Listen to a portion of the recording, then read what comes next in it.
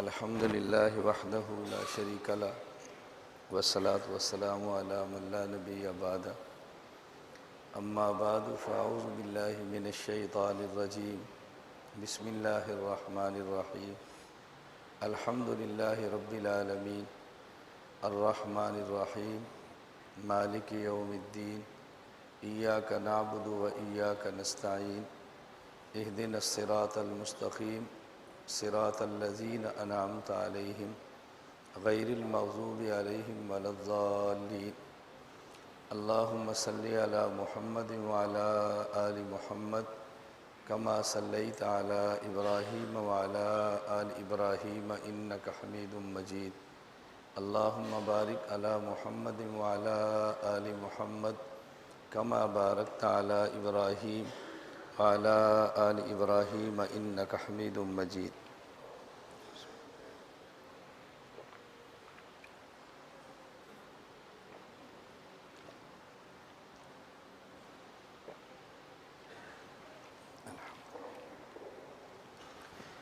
اللہ رب العزت کا ہم پر احسان یہ ہے، اللہ نے ہمیں انسان بنایا ہے۔ مزید احسان یہ ہے، اللہ تعالیٰ نے ہمیں مسلمان بنایا ہے۔ مزید احسان یہ ہے کہ حضور اکرم صلی اللہ علیہ وسلم کا امتی ہونے کا شرف بخشا ہے۔ اس پر مزید احسان یہ ہے کہ نبی کریم صلی اللہ علیہ وسلم کا جو وارث ہے علماء کا طبقہ، اس میں شامل فرمایا ہے۔ ان میں سے ہر ایک نعمت اتنی بڑی ہے کہ جس قدر شکر ادا کیا جائے کم ہے۔ حضور اکرم صلی اللہ علیہ وسلم کو اللہ تعالیٰ نے جو بہت بڑی بڑی نعمتیں عطا فرمائیں، ان میں ایک بہت بڑی نعمت قرآن کریم ہے، اور قرآن کریم اللہ تعالیٰ نے حضور اکرم صلی اللہ علیہ وسلم کے واسطہ سے اس امت کو عطا فرمایا ہے۔ اگر نبی کریم صلی اللہ علیہ وسلم کا واسطہ درمیان میں نہ ہوتا تو قرآن کریم اس امت کو کبھی نہ ملتا۔ کبھی نہ ملنے کا معنی براہ راست انسان کا دل اس قرآن کا تحمل نہیں رکھتا۔ درمیان میں واسطہ ضروری تھا نبی کریم صلی اللہ علیہ وسلم کا۔ پھر قرآن کریم کی 114 صورتیں ہیں، ان میں سب سے پہلی سورۃ الفاتحہ ہے، جس کو ام الکتاب بھی کہتے ہیں۔ قرآن کریم کی 114 صورتیں ہیں، ان میں پہلی سورۃ الفاتحہ ہے، جس کو ام الکتاب بھی کہتے ہیں، ام القرآن بھی کہتے ہیں۔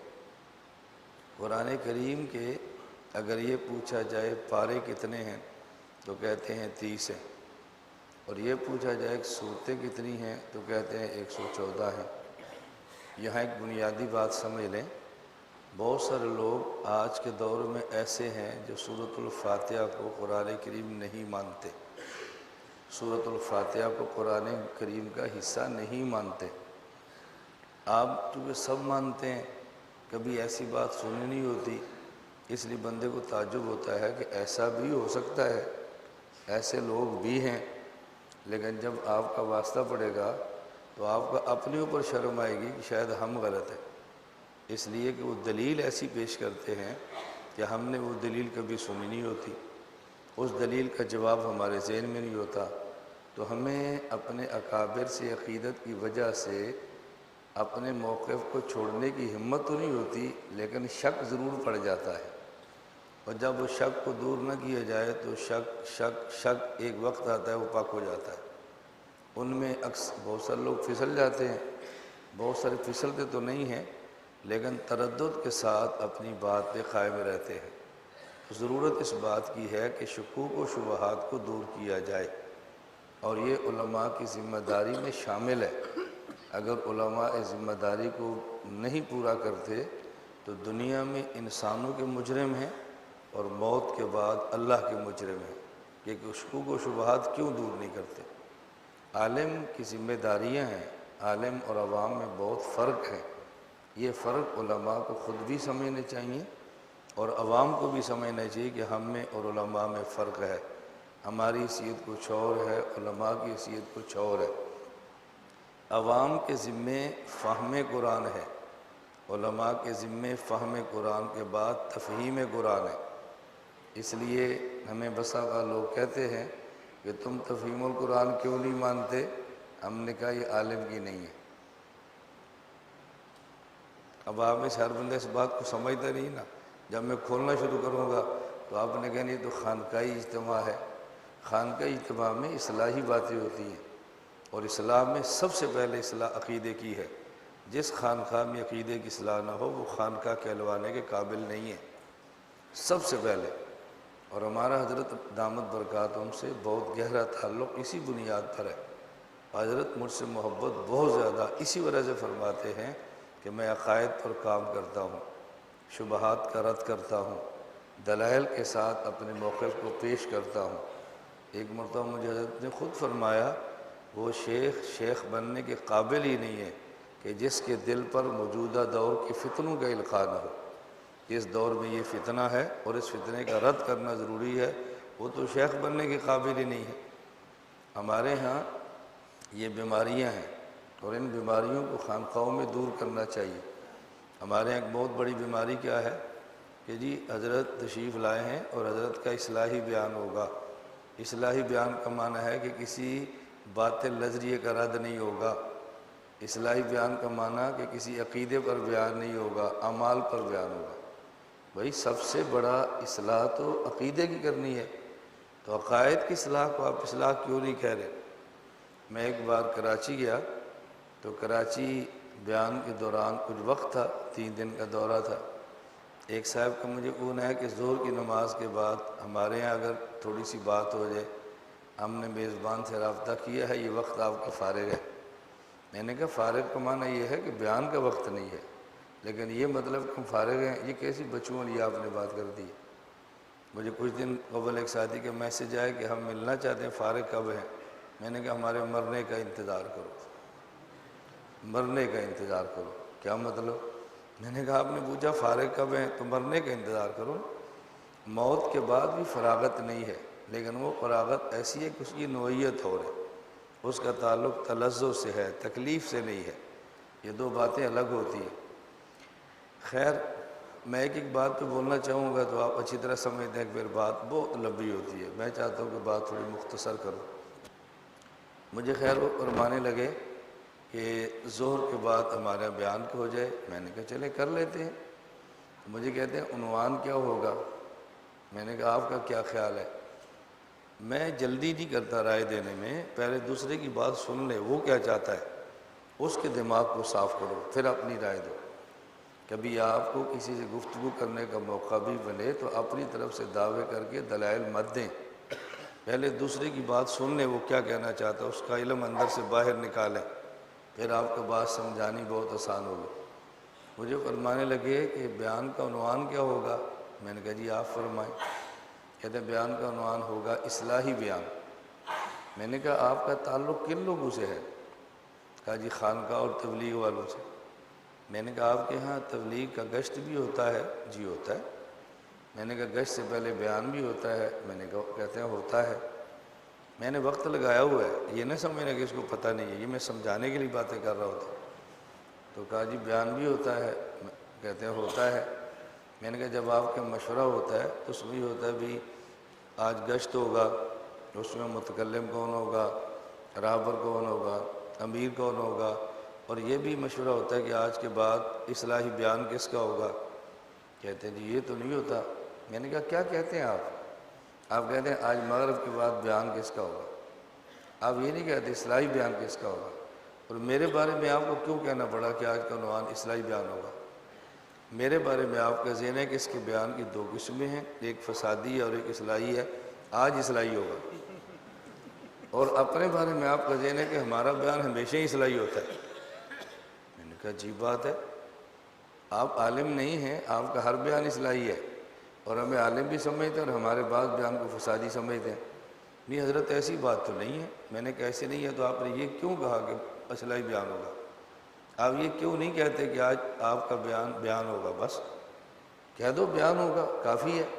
یہ ساتھ اصلاحی کی دم آپ میرے ساتھ کیوں لگا رہے ہیں؟ اب اس کا کوئی جواب نہیں تھا۔ میں نے خیر وہاں بیان ہی کیا، اصلاحی بیان ہم نے کیا کرنا تھا، بیان ہی کیا، اور میں نے بیان 1 گھنٹہ کیا اور باطل کے نظریات کا رد کیا، اور پوری مسجد نے کہا کہ مولانا کو دوبارہ بلاؤ، دوبارہ بلاؤ۔ ہم رد کرنا چاہتے ہیں اور سیکھتے نہیں ہیں، کرنا چاہتے ہیں سلیقہ نہیں آتا، قصور اپنا ہوتا ہے، کھاتے دوسروں پہ ڈال دیتے ہیں۔ اللہ ہمیں یہ باتیں سمجھنے کی توفیق عطا فرمائے۔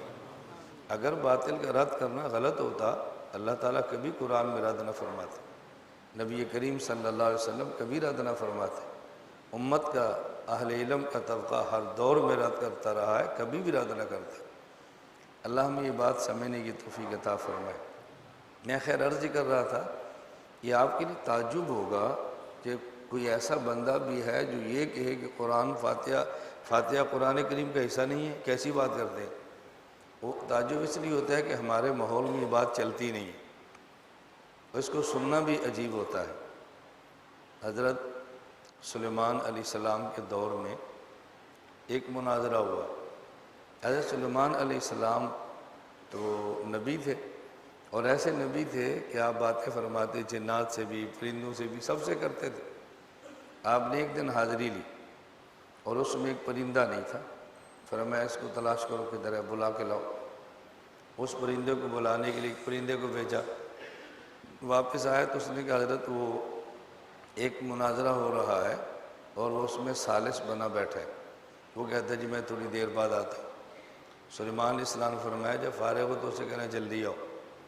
اب ان کو اور تجسس بڑھا، پہلے تو یہ تھا کہ ہے کیوں نہیں، اب یہ تھا کہ پرندے مناظرہ کر رہے ہیں، اور تعجب ہوا۔ سلیمان علیہ السلام فرمایا اسے کہنا جلدی آؤ۔ جب وہ آیا تو تم کہاں تھے؟ جی آج مناظرہ تھا، میں ثالث تھا۔ مناظرہ؟ جی حضرت پرندوں میں؟ جی پرندوں میں۔ عنوان کیا تھا؟ اب آپ ذرا سننا، یہ میں واقعہ کو سنا رہا ہوں کہ بعض عنوان ایسے ہیں بندہ کہتے ہیں اس پہ دلیل ہو ہی نہیں سکتی، اب کیسی بات کرتے؟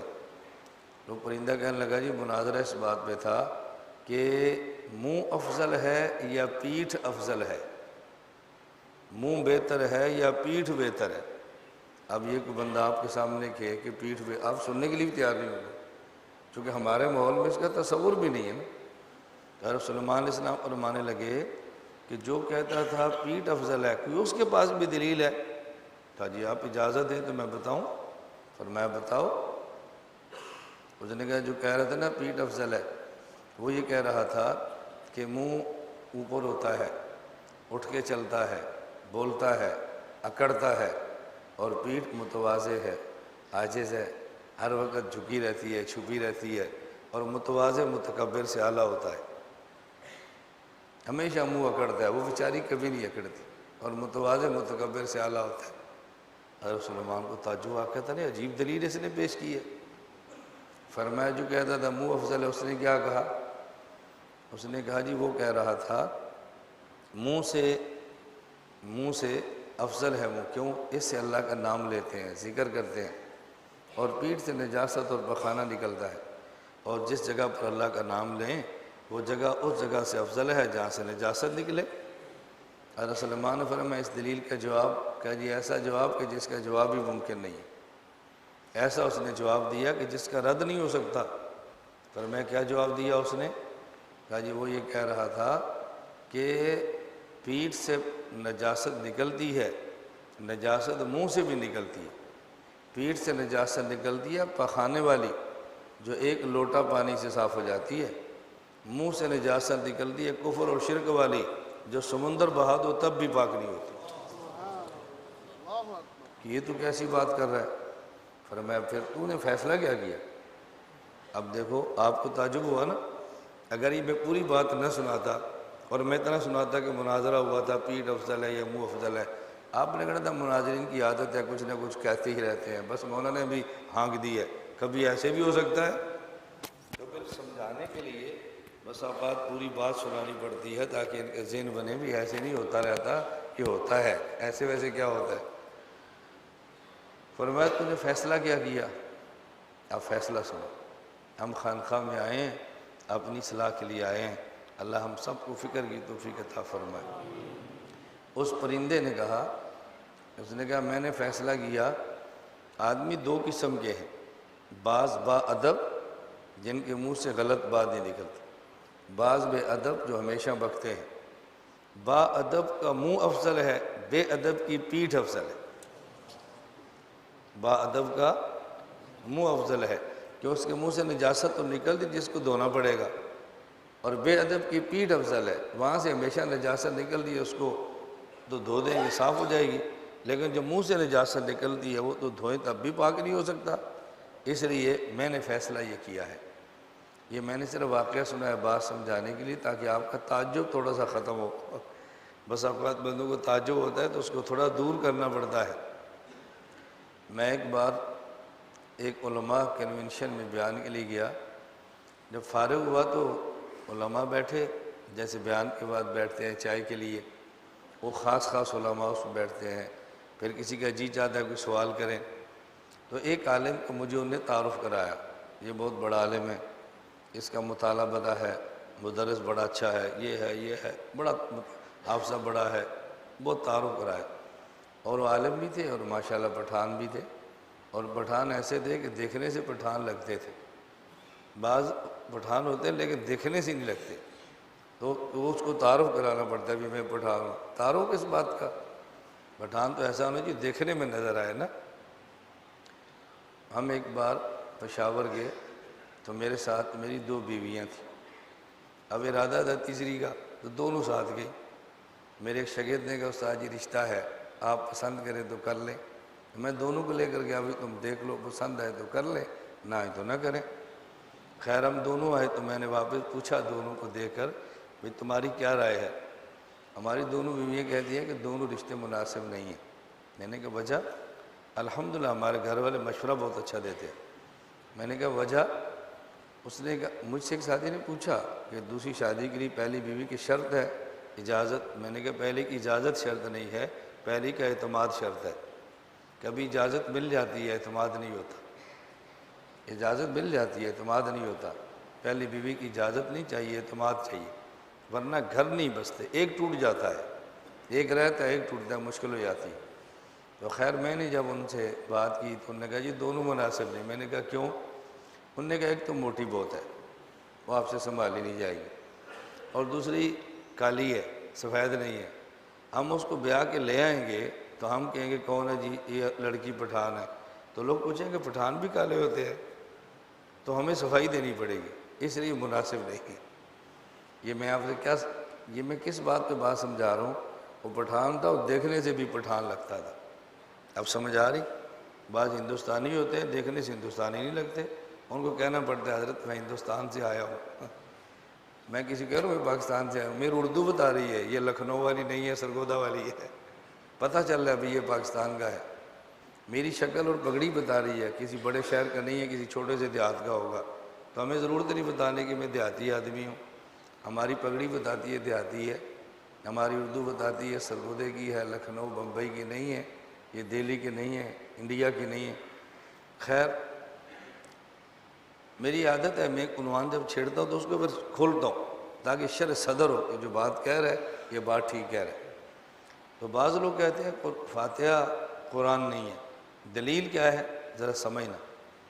یہ مجھ سے بات چلی ہے، ایک بندہ کہہ رہا ہے کہ مولانا صاحب قرآن فاتحہ قرآن کا حصہ ہے؟ میں نے کہا جی ہاں۔ کہا جی قرآن کے پارے کتنے ہیں؟ آپ بتاؤ کتنے ہیں؟ بولو نا۔ قرآن کے پارے کتنے ہیں؟ 30۔ پہلا پارہ کہاں سے شروع ہوتا ہے؟ الف لام میم سے۔ کہاں سے؟ اور آخری پارہ عما یتساءلون سے۔ تو سورۃ الفاتحہ کدھر گئی؟ جب آپ کہتے ہیں پارے 30 ہیں، پہلا 30 سورۃ الف لام میم سے شروع ہو رہا ہے، تو سورۃ الفاتحہ کدھر گئی؟ وہ کہتے ہیں اس بات کی دلیل ہے کہ سورۃ الفاتحہ قرآن کا حصہ نہیں ہے۔ جب آپ پھنسیں گے نا تو پھر آپ نے کہنا کہ یار مولانا گھمن صاحب کا بیان سنیں، اور جب تک نہیں پھنسے گے نا پھر آپ نے کہنا بھئی کوئی اصلاحی بیان کراؤ۔ جب پھنسیں گے تو پھر آپ نے کہنا یہ اصلاحی بیان ہے۔ اب ذہن بن گیا کس بات پہ کہ سورۃ الفاتحہ قرآن ہے یا نہیں؟ جو لوگ کہتے ہیں نہیں ہے ان کی دلیل ہے، ان کے شبہات ہیں، ان کا دماغ بنایا گیا ہے، ان سے لڑو مت، ان کا دماغ صاف کرو۔ جھگڑو نہیں، ان کی ذہنی الجھن دور کرو۔ ہمارے پاس کوئی الجھن لے کر آتے ہیں، ہم پہلے کہتے ہیں بھئی یہ مناظرہ ہمارے کافر کا طریقہ نہیں ہے۔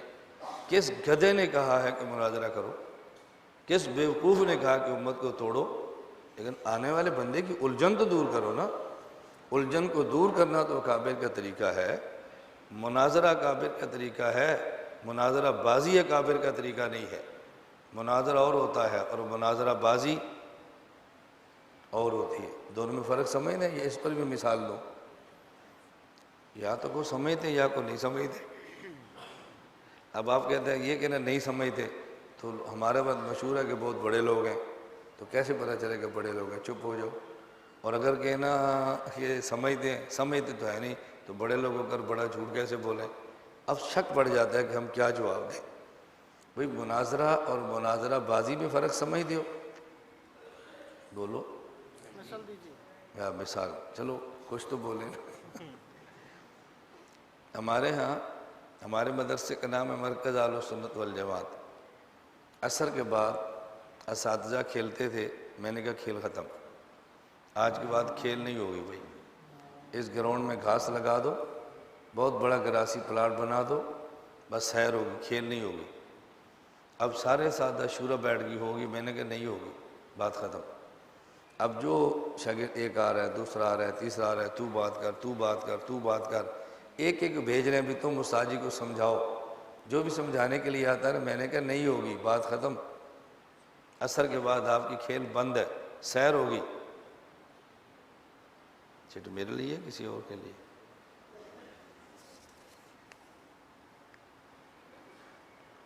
اچھا، لاؤڈ سپیکر کی آواز بڑھائی جائے، یہ تو چٹ میری نہیں ہے بھائی، سمجھنے میں دقت ہو رہی ہے آواز۔ میں کیا کروں پھر؟ اب میں اونچا بول تو سکتا ہوں، سپیکر ٹھیک نہیں کر سکتا۔ ہاتھ دور کرے، یہ سپیکر والوں کا کام ہے، ہمارا کام نہیں ہے، ہم نے اپنا کام کرنا ہے۔ یہ اچھی بات ہے، نہ سمجھ آئے تو بتانا چاہیے، جہاں ٹھیک ہو جائے وہاں چلیں۔ اب بات سمجھ آ رہی ہے؟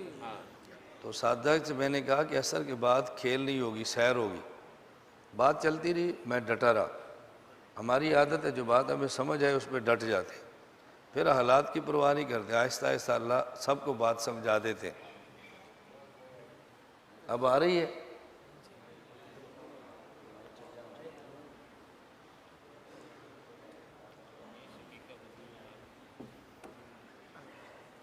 جزاک اللہ۔ اس کو اتار دوں گا جی؟ یہ رہنے دوں گا تو پھر گڑبڑ نہیں ہوگی۔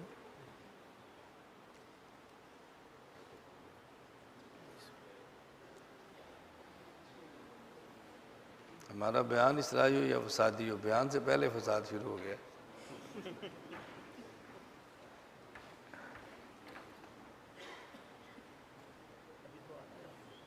جی،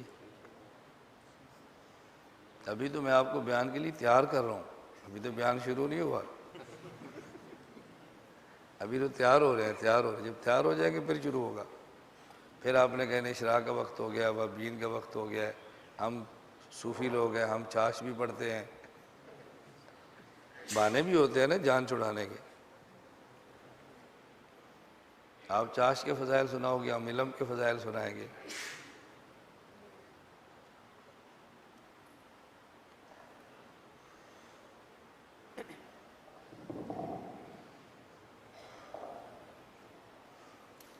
ماشاءاللہ۔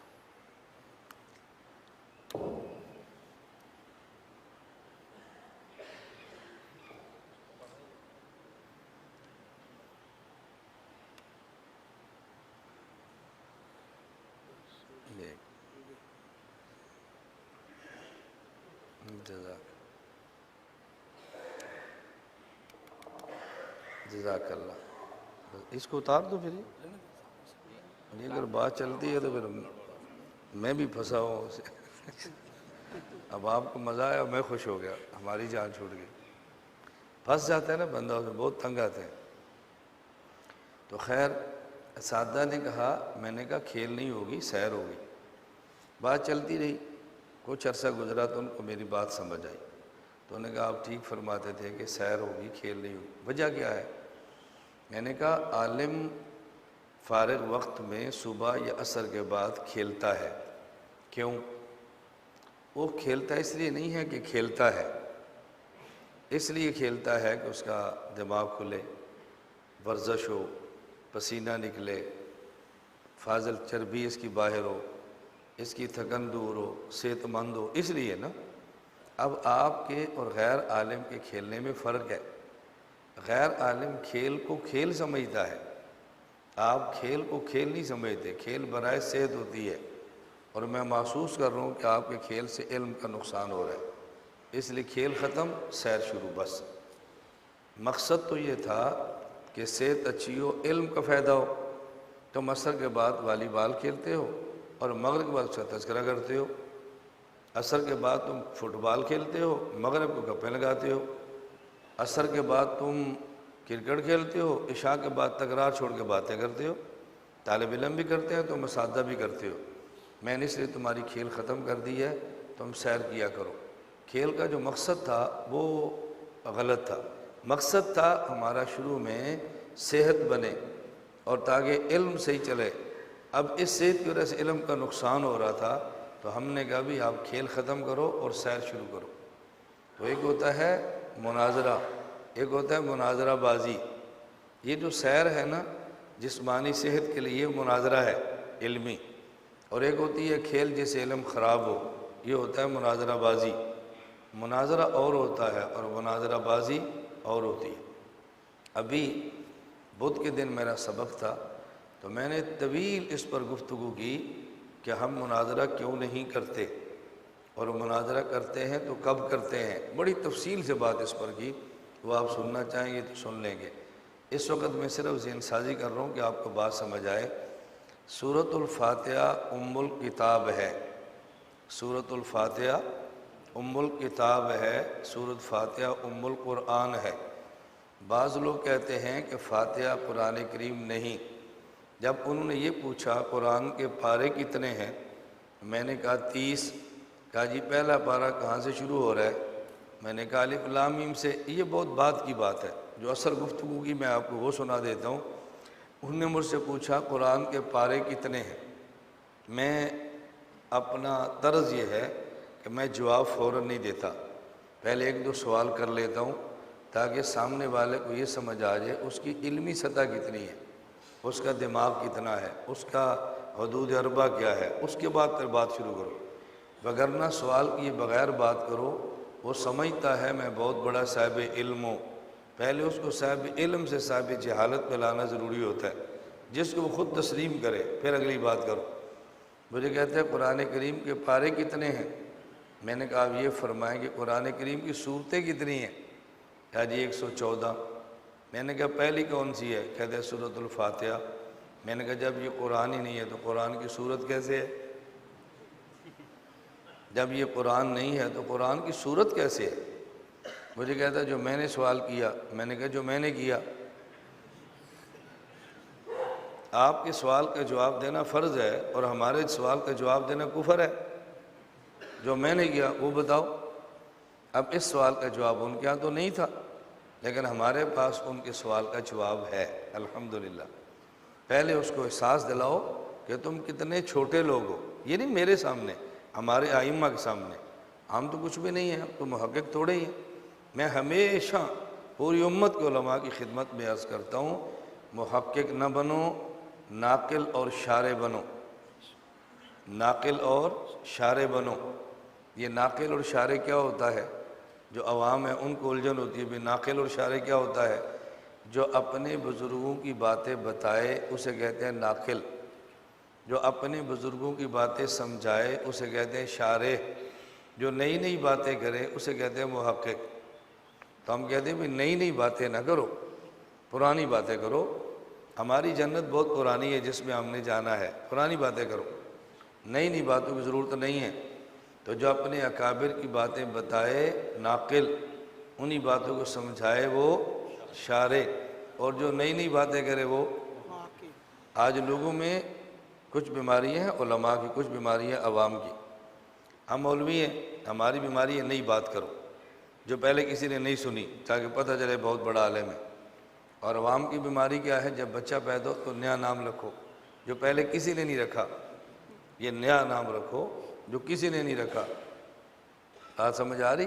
جی تو ہم سے پوچھے تو میں کہتا ہوں جب نیا نام رکھو گے وہ انشاءاللہ نیا کام کرے گا، ایسا کام کرے گا تمہارے خاندان میں کسی نے نہیں کیا۔ پھر بعد میں پریشان ہوتے ہیں جی بچے کا کیا کریں، آپ نے نیا نام کیوں رکھا تھا؟ اللہ کے نبی کا ارشاد ہے اچھے نام رکھو، نام کا آدمی کی ذات پہ اثر ہوتا ہے تو اثر پڑے گا نا۔ آپ نے نیا نام کیوں رکھا؟ جب رکھتے ہیں تو نیا نام مستقبل ذہن میں نہیں ہوتا یہ کل کو نیا کام بھی کرے گا، جب نیا کام کرتا ہے پھر روتے ہیں۔ نام خود رکھتے ہیں، معنی ہم سے پوچھتے ہیں۔ اللہ کا شکر ہے میں کسی نام رکھنے والے کو معنی نہیں بتاتا، کبھی بھی نہیں بتاتا، ہمارا کتنا قریبی ہو، ہمیں لاکھوں روپیہ دیتا ہو، ہمارے پاؤں چاٹتا ہو، نام نہیں بتاتا۔ کوئی بندہ نام رکھ کر ہے جی مولانا صاحب نام کا معنی بتاؤ، میں نے کہا ہم آپ کے نوکر ہیں، ہمیں نوکر رکھا ہوا ہے۔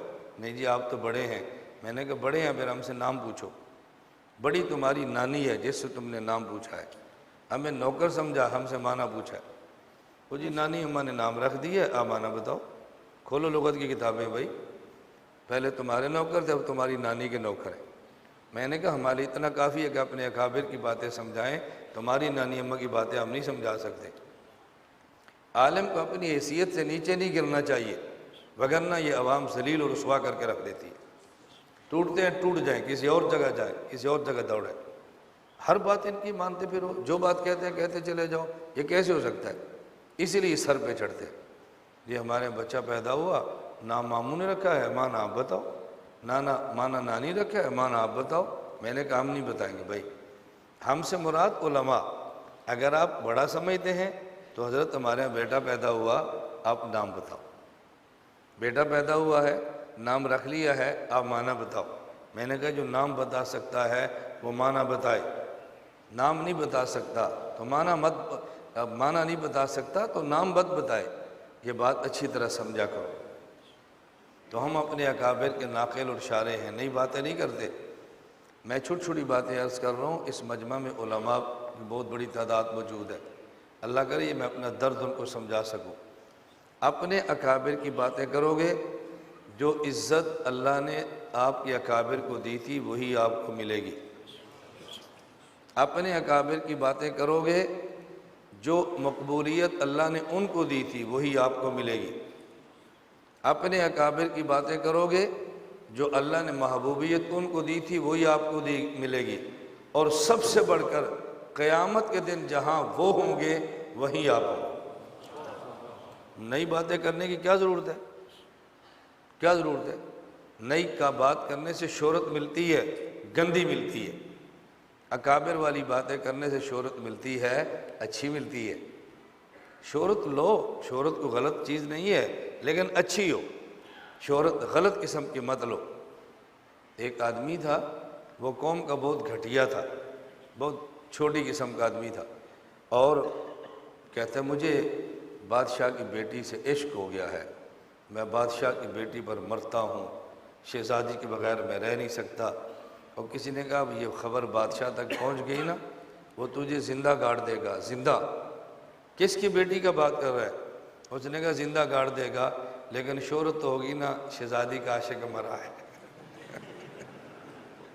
بس بعض لوگ یوں شہرت کے لیے وہ اس قسم کی باتیں اڑا دیتے ہیں، اس شہرت پہ لعنت بھیجنی ہے۔ میں اس لیے گزارش کرتا ہوں ہم اپنے اکابر کی بتاتے ہیں اور انہی کی باتوں کو سمجھاتے ہیں۔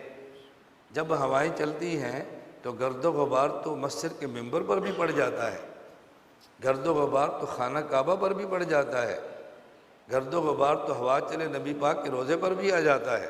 بات سمجھنا، اس سے ممبر اور کعبہ روضہ پاک ناپاک نہیں ہوتا، گرد و غبار کے آنے سے صفائی میں کمی ہوتی ہے، تو پھر گلاب عرق کے گلاب لے کر کعبے کو دھو دیتے ہیں، وہ ناپاک نہیں تھا، پاک پہلے سے تھا۔ آپ مسجد میں آئے، ممبر پر مٹی پڑ گئی ہے، مٹی کے گرنے سے ممبر ناپاک نہیں ہوتا، گرد و غبار آتا ہے، کپڑے سے صاف کر دو۔ اکابر کی باتیں بس اوقات اعتراضات کے گرد و غبار کے نیچے آ جاتی ہیں، وہ ناپاک اور غلط نہیں ہوتی، صاف کپڑا لے کر گرد و غبار کو صاف کر دو، ان کی باتیں پھر چمک جائیں گی۔ یہ تھوڑا ہے کہ لوگوں نے اعتراض کر دیا تو ہم بات چھوڑ دیں، چھوڑنا ہم نے نہیں ہے، اپنے اکابرین کو ہم نے چھوڑنا نہیں ہے بس۔ خیر، سورۃ الفاتحہ یہ قرآن کریم کا حصہ ہے اور پہلی سورت ہے۔ بات اچھی طرح سمجھنا، ام القرآن کا معنی یہ ہے کہ قرآن کریم میں اللہ تعالیٰ نے جتنے مضامین 113 صورتوں میں تفصیل کے ساتھ بیان فرمائے، ان کا خلاصہ سورۃ الفاتحہ میں اجمال کے ساتھ بیان فرما دیا ہے۔ قرآن کریم میں 6 مضامین ہیں، ان کا خلاصہ سورۃ الفاتحہ ہے۔ نمبر 1، جو 6 مضامین اللہ نے قرآن کریم میں بیان فرمائے، نمبر 1 توحید، نمبر 1 توحید، نمبر 2 رسالت، نمبر 3 قیامت، نمبر 4 احکام، نمبر 5 ماننے والے، نمبر 6 نہ ماننے والے۔ کتنے مضامین؟ 6 مضامین۔ اب دیکھو، اتنا مختصر خلاصہ دنیا میں تمہیں کوئی نہیں بتائے گا دیوبند والوں کے علاوہ۔ دیوبند ایک فکر کا نام ہے، یہ بات سمجھنا۔ اب مجھے پھر اس بات کو کھولنا پڑتا ہے۔ کل میرا پاکستان ایک بیان تھا تو علماء بہت بڑی تعداد میں تھے، ہر جگہ خسر بسر ہوتی ہے۔ میں نے کہا شارٹ کٹ لفظوں میں سن لو، اہل سنت والجماعت یہ مسلک ہے، احناف یہ مذہب ہے، دیوبند یہ منہج ہے۔ سبحان اللہ۔ میں دیوبند والوں سے بھی کہتا ہوں، مجھ پہ ناراض نہ ہونا، آپ دیوبند کو کیسے بیان کرنے، کبھی ہمیں موقع دو، ہمیں موقع دو، ہم کھولتے ہیں دیوبند کیا ہے۔ کیوں؟ ایک سید کا بیٹا ہوتا ہے، وہ سادات کے فضائل نہیں پڑھتا کہ میں سید کا بیٹا ہوں۔ جو سید کے بیٹے نہیں ہوتے نا، وہ سادات کے فضائل پڑھتے ہیں، ان سے پوچھو سید کیا ہوتا ہے۔ اب سمجھ آ گئی؟ یہ میں نے غلط فہمی دور کر دی ہے کہ آپ نہ سمجھنا کہ دارالعلوم دیوبند میں رہنے والوں کو یہ اپنے سے نیچے سمجھ لینا، یہ ہم سے بڑے ہیں، ہم بہت چھوٹے ہیں۔ کوئی بندہ عالم کے گھر پیدا ہو، اس کو عالم کی قدر کا نہیں پتہ ہوتا، میں مولوی صاحب کا بیٹا ہوں، اور جو پیدا نہیں ہوتے وہ فضائل جمع کرتے ہیں مولوی کیا ہوتا ہے۔ تو ہم چونکہ دیوبند میں پیدا نہیں ہے نا، تو ہم نے سوچا ہے دیوبند کیا ہے، دارالعلوم دیوبند کیا ہے، ہم نے اس پر پھر محنت کی ہے۔ میں ابھی تحذیر الناس پڑھا کر آیا ہوں، مولانا قاسم نانوتوی رحمۃ اللہ علیہ کی۔ عرب و عجم میں پوری دنیا میں تحذیر الناس کوئی نہیں پڑھاتا سوائے اس خادم اور نلائق کے، کوئی ہاتھ بھی نہیں لگاتا۔ بڑی مشکل کتاب ہے، بڑی مشکل کتاب ہے، ہم نے چھوڑ دی ہے۔ نانوتوی علوم بہت پیچیدہ ہیں، بہت مغلق ہیں، سمجھ نہیں آتے۔ میں نے کہا یہ کو ہمیں سمجھ نہیں آتے، یہ مت کہو سمجھ نہیں آتے، دو باتیں الگ ہیں نا۔ ایک ہے کہ ہمیں سمجھ نہیں آتے، اور ایک کیا ہے، بولو، سمجھ نہیں آتے۔ یہ نہ کو سمجھ نہیں آتے، یہ کو ہمیں سمجھ نہیں آتے۔ نہیں سمجھ آتے، ہمیں خدمت کا موقع دو، ہم سمجھاتے ہیں۔ آپ کیسے کہتے سمجھ نہیں آتے؟ میری گزارش سمجھ آ رہی؟ کیوں سمجھ نہیں آتی بھائی؟ سمجھ آتے ہیں، ہم ہاتھ ہی نہیں لگاتے، بس مشکل ہیں، پیچیدہ ہیں، مغلق ہیں۔ اور یہ کون کہہ رہے ہیں؟ ہم لوگ سٹیج سے کہہ رہے ہیں۔ جب ہم سٹیج سے آوازیں لگائیں گے، عوام تو ویسے ہی جان چھوڑا گی، ہاتھ بھی نہیں لگائے گی، بھائی نہیں سمجھ آ سکتے۔ سمجھ کیوں نہیں آ سکتے بھائی؟ زیور حکیم الامت حضرت تھانوی کی ہے، ٹھیک ہے بھائی، اس میں کچھ الفاظ ایسے ہیں جو انڈیا کی اردو ہے، اس سے پاکستان کی اردو لے آؤ، لیکن یہ تھوڑا کہ بیچتی زیور چھوڑ دو، یہ سمجھ نہیں آ رہی۔ جو نہیں سمجھ آ رہی کسی سے پوچھ لو، اللہ میں بات سمجھنے کی توفیق عطا فرمائے۔ یہ میں اس لیے گزارش کرتا ہوں، ان باتوں کو سمجھا کرو۔ ہمارے اپنے لوگ اغیار کا ذہن میں روب ڈالتے ہیں، وہ جی جیسا بھی ہے یہ ماننا پڑے گا، ذاکر نائک کا مطالعہ بہت ہے، یہ ماننا پڑے گا، مطالعہ بہت ہے۔ کیوں مانے بھائی؟ بہت ہوگا لیکن ہمارے اکابر سے زیادہ نہیں ہے۔ ہم مطالعے کا انکار نہیں کرتے لیکن اکابر سے زیادہ نہیں ہے۔ ہمارے حضرات علامہ کشمیری سے زیادہ مطالعہ ہے کسی کا؟ ان سے بڑا حافظہ ہے کسی کا؟ اب کیسی باتیں کرتے ہیں؟ ابھی تو دیوبند میں زندہ بہت شخصیات ہیں۔ میں بھی پرسوں ایک بیٹھے تھے، ہمارا دورہ ختم ہوا، ایک شاگرد کو میں نے دیکھا، ادھر آؤ بلاؤ اس کو۔ میں نے کہا تو پچھلے سال کدھر تھا؟ شاگرد بھی تھا، مرید بھی تھا۔ جی میں چلہ لگانے کے لیے ہوں۔ میں نے کہا میں چلہ نہیں پوچھ رہا، ہمارے خانقاہ ہے نا تو چلا لگاتے. میں نے کہا میں چلا نہیں پوچھ رہا, میں پوچھ رہا ہوں پچھلے سال کدھر تھا. وہ جی میں فلاں مدرسے گیا تھا پڑھنے کے لیے. میں نے کہا کس سے پوچھ کر گیا تھا؟ وہ جی میں فلاں جگہ پر تھا, انہوں نے آگے بھیجا. ہم نے بھیجا تھا ہری پور, وہ آگے گیا کوستان. میں نے کہا ہری پور کس نے بھیجا تھا؟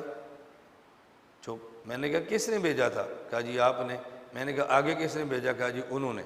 تو میں نے کہا جہاں تک میں نے بھیجا اس سے آگے جانے کے لیے مجھ سے پوچھتا نا تو آگے کیوں گیا؟ اب مجھے پتہ کیا کہتے ہیں, وہ جی وہاں کے جو عالم ہیں پاکستان کے سب سے بڑے عالم ہیں. میں نے کہا تو مرید بھی میرا ہے, شاگرد بھی میرا ہے, اور میرے سامنے بیٹھ کے مجھے یہ بات کہہ رہا ہے. میرا مقصد یہ بتانا نہیں تھا کہ میں بہت بڑا عالم ہوں, اس کی ذہن سازی کرنی تھی. میں نے کہا تو کیسا آدمی ہے؟ میں نے کہا تیرا قصور نہیں ہے, وہاں یہ بات چلائی جا رہی ہے وہ جی پاکستان کا بہت بڑا عالم ہے. غلط عقیدہ پھیلانا ہے نا. پہلے بتاؤ بہت بڑا عالم ہے, پھر اس کا عقیدہ لوگ آرام سے قبول کر لیں.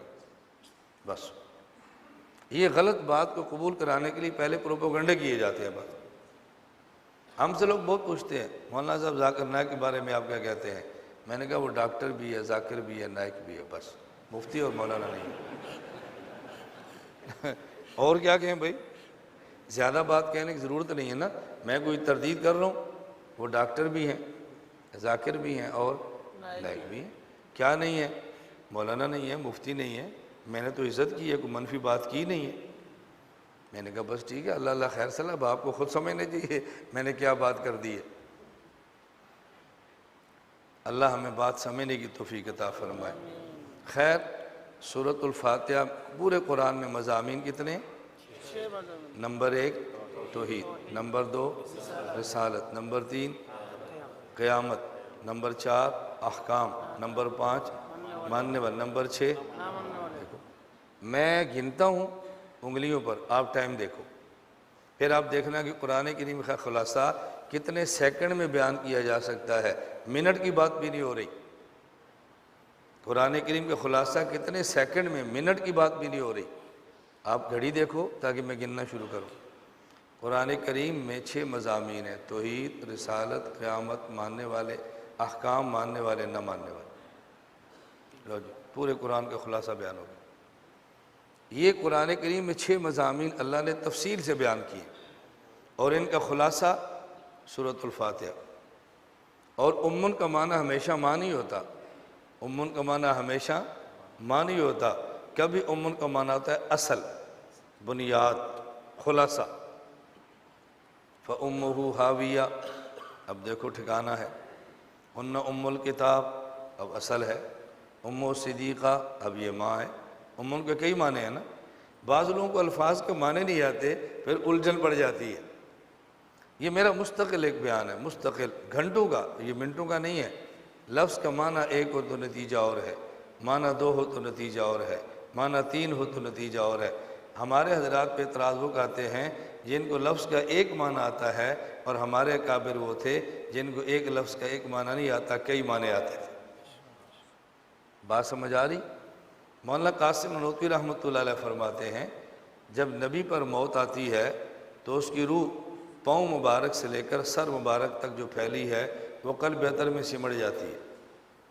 امتی پر موت آتی ہے تو روح اس کی پاؤں سے لے کر سر تک جسم سے نکل جاتی ہے. وہ جی کیسا معنی کر دیا ہے؟ میں نے کہا موت کا معنی ہے قبض, یقبض فی, قبض روح, ان اللہ قبض ارواح شہداء. موت کا معنی ہے قبض, اور قبض ان کا ایک معنی ہوتا ہے حبس, ایک معنی ہوتا ہے خروج. تمہیں معنی ایک آتا ہے, مولانا قاسم کو معنی 2 آتے ہیں. بس مسئلہ تو یہ تھا. امام حنیفہ فرماتے ہیں کہ جی اگر بچے کے دودھ پلانے کی مدت 2.5 سال ہے, وہ مسئلہ کیا ہے میں وہ نہیں چھیڑ رہا. میں نے کہا نا, تمہیں حمل کا معنی ایک آتا ہے, حمل کا معنی ایک آتا ہے, اور امام صاحب حمل کا معنی 2 آتے ہیں. تمہارا ایک قول ہے, امام صاحب کے 2 قول ہیں. حضرت یونس سے غلطی ہو گئی تھی, قرآن کہتا ہے فَظَنَّ أَلَّا نَقْدِرَ. میں نے کہا قدر کا معنی تمہیں ایک آتا ہے, اور حضرت ہمیں قدر کے معنی 3 آتے ہیں. کبھی معنی تقدیر ہے, کبھی معنی مشقت ہے, ہمیں کبھی معنی قدرت ہے. 3 آتے ہیں. نبی سے گناہ ہو جاتا ہے, من ذنبک, تمہیں ذنب کا معنی ایک آتا ہے, ہمیں ذنب کے معنی 2 آتے ہیں, اس لیے ہمیں کوئی اشکال نہیں ہوتا. اب یہ تو آدمی کھولتا جائے نا, ایک ایک کھولے تو ایک ایک گھنٹہ چاہیے, ایک ایک ہو. آپ جو کہ بڑے لوگ ہیں آپ کے پاس ٹائم کم ہے. بڑے لوگ وہی ہوتے ہیں جن کے پاس ٹائم بہت کم ہوتا ہے. ایک ہم جیسے چھوٹے ہیں جن کے پاس کھلا ٹائم ہے، وہ مسئلہ ہی نہیں. میں تو کل بھی جمعرات ہمارا دورہ ختم ہوا، آپ یقین فرماؤ گے میں بدھ کے دن بھی رات 1:45 بجے سویا. کبھی 6 گھنٹے، کبھی 5 گھنٹے، کبھی 7 گھنٹے، کبھی 3 گھنٹے یہ سبق. پھر صبح مہمان 4:45 بجے ان سے فارغ ہوا، دن کو 4:45 بجے، صبح کے نہیں دن کو. پھر رات کو سفر، پھر آگے جمعہ، پھر رات کو بیان، پھر رات کراچی، پھر وہاں سے سفر. اور دیکھیں مسلسل سفروں میں میں یہاں پہنچا ہوں اور میں بالکل ایسے تازہ دم بیٹھا ہوں جیسے 18 سال کا نوجوان لڑکا ہوتا ہے. کوئی بڑھاپا آپ کو نظر نہیں آ رہا، کوئی آپ کو یہ نظر نہیں آ رہا کہ بہت ٹینشن کے اندر ہوگا، کوئی بہت سفر کی ہائے اللہ پتہ نہیں اس کا کیا ہوگا. کچھ بھی نہیں ہوگا، کچھ بھی نہیں ہوگا. درد بندے پر مسلط ہو جائے نا تو راتوں کو جاگنا آسان ہوتا ہے، دن کو دوڑنا آسان ہوتا ہے. اور جب درد مسلط نہ ہو پھر آدمی نہ رات کو جاگ سکتا ہے نہ دن کو دوڑ سکتا ہے. اللہ ہمیں اپنے اکابر والے علوم بھی دے، اکابر والی فکر اور درد بھی دے. آمین. تو قرآن کریم میں کل کتنے مضامین ہیں؟ 6 مضامین. نمبر 1 یاد کرو، یاد. نمبر 1 نمبر 2 رسالت. نمبر 3 نمبر 4 نمبر 5 نمبر 6 اور ان سب کا خلاصہ سورۃ الفاتحہ میں الحمدللہ رب العالمین الرحمن الرحیم. یہ کیا ہے؟ توحید. دیکھیں اب تو آپ کو بھی آ گئی کیا ہے؟ توحید. مالک یوم الدین، قیامت. قیامت. قیامت یہ کیا ہے؟ قیامت. آگے سمجھنا. ایاک نعبد احکام ہے. صراط الذین انعمت علیہم اس میں رسالت اور ماننے والے، غیر المغضوب علیہم ولا الضالین میں نہ ماننے والے. پورے قرآن کا خلاصہ فاتحہ میں ہے، اس لیے اس کو کہتے ہیں ام القرآن، اس لیے کہتے ہیں ام القرآن. اب آگے پھر اس کے مضامین ہیں جو بہت زیادہ ہیں. واللہ کتنے بجے تک ہے؟ نہیں مجھے بتا دیں. آدھا گھنٹہ اور. میں اس لیے وقت تو میں آپ سے مذاق کرتا ہوں نا کہ وہ لمبا بیان ہے کہ آپ سچ مچ ہی نہ ڈر جاؤ بھی لمبا بیان ہے. میں یہاں ملیشیا آیا، یہ غالباً 2 سال پرانی بات ہے. یہاں بیٹھے ہوں گے میزبان کلنتن کھوتا بارو، اور میزبان تھے تبلیغ والے. آپ بھی حیران ہو گئے، میرے میزبان تبلیغ والے. جب آدمی پھنستا ہے تو پھر ڈاکٹر کو بلاتا ہے جتنا بھی نرم دے لو. جب پھنستا ہے نا تو پھر جتنا بھی نرم و نازک کو انجیکشن لگواتا ہے، اس کو پتہ ہے اس کے بغیر چارہ نہیں ہے. مجھے بلایا. کیوں بلایا؟ کہا جی وہاں ایک مولانا ہے پاکستان سے پڑھ کر آئے ہیں اور وہ حیات النبی صلی اللہ علیہ وسلم عقیدے کی بہت مخالفت کرتے ہیں اور ہم چاہتے ہیں کہ آپ کا سبق ہو جائے. میں نے کہا ٹھیک ہے. نشستیں ہوئیں صبح 9 بجے، ظہر کے بعد، مغرب کے بعد، عشاء کے بعد.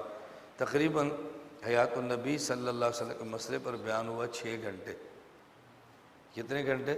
6 گھنٹے. مجھے وہ تبلیغ کے احباب کہنے لگے کہ ہماری آج ایک غلط فہمی دور ہو گئی ہے. میں نے کہا شکر ہے کہ تمہاری بھی دور ہو. شکر ہے. میں تبلیغ کو اپنا کام سمجھتا ہوں، یہ اچھی طرح ذہن میں رکھنا، اپنا کام سمجھتا ہوں. میں نے کہا کیا غلط فہمی؟ کہا جی ہم سمجھتے تھے کہ سب سے بڑا بیان نظام الدین اور رائیونڈ ہوتا ہے، سب سے بڑا. آج پتہ چلا کہ اس سے بڑا بیان بھی ہوتا ہے. میں نے کہا کتنا بڑا بیان ہوتا ہے؟ سب سے بڑا. اب میں ان نے بات شروع کی، میں نے تو نہیں کی نا، ہماری عادت ہے بات مکمل کرنی ہے، ادھوری نہیں چھوڑنی. میں نے پوچھا بھئی کتنا بڑا بیان ہوتا ہے؟ کہا جی 4 گھنٹے. میں نے کہا نہیں پھر آپ کی غلط فہمی دور نہیں ہوئی، ابھی غلط فہمی باقی ہے. مجھے کہتے ہیں وہ کیسے؟ میں نے کہا بیان ہوتا ہے 4 گھنٹے اور موضوع ہوتے ہیں 6. نمبر 1 کلمہ، نمبر 2 نماز، نمبر 3 علم و ذکر، نمبر 4 اکرام مسلم، نمبر 5 تصحیح نیت، نمبر 6 دعوت و تبلیغ. بیان 4 گھنٹے اور موضوع 6. ہمارا بیان 6 گھنٹے موضوع 1. میں نے کہا غلط فہمی دور ہوئی. میں نے کہا بھائی میں آپ کو کہتا ہوں کہ علماء کو سنا کرو. آپ نے پہلی بار یوں توجہ سے سنا ہے، ایک غلط فہمی دور ہوگی. آپ بار بار سنو گے ساری دور ہو جائے گی.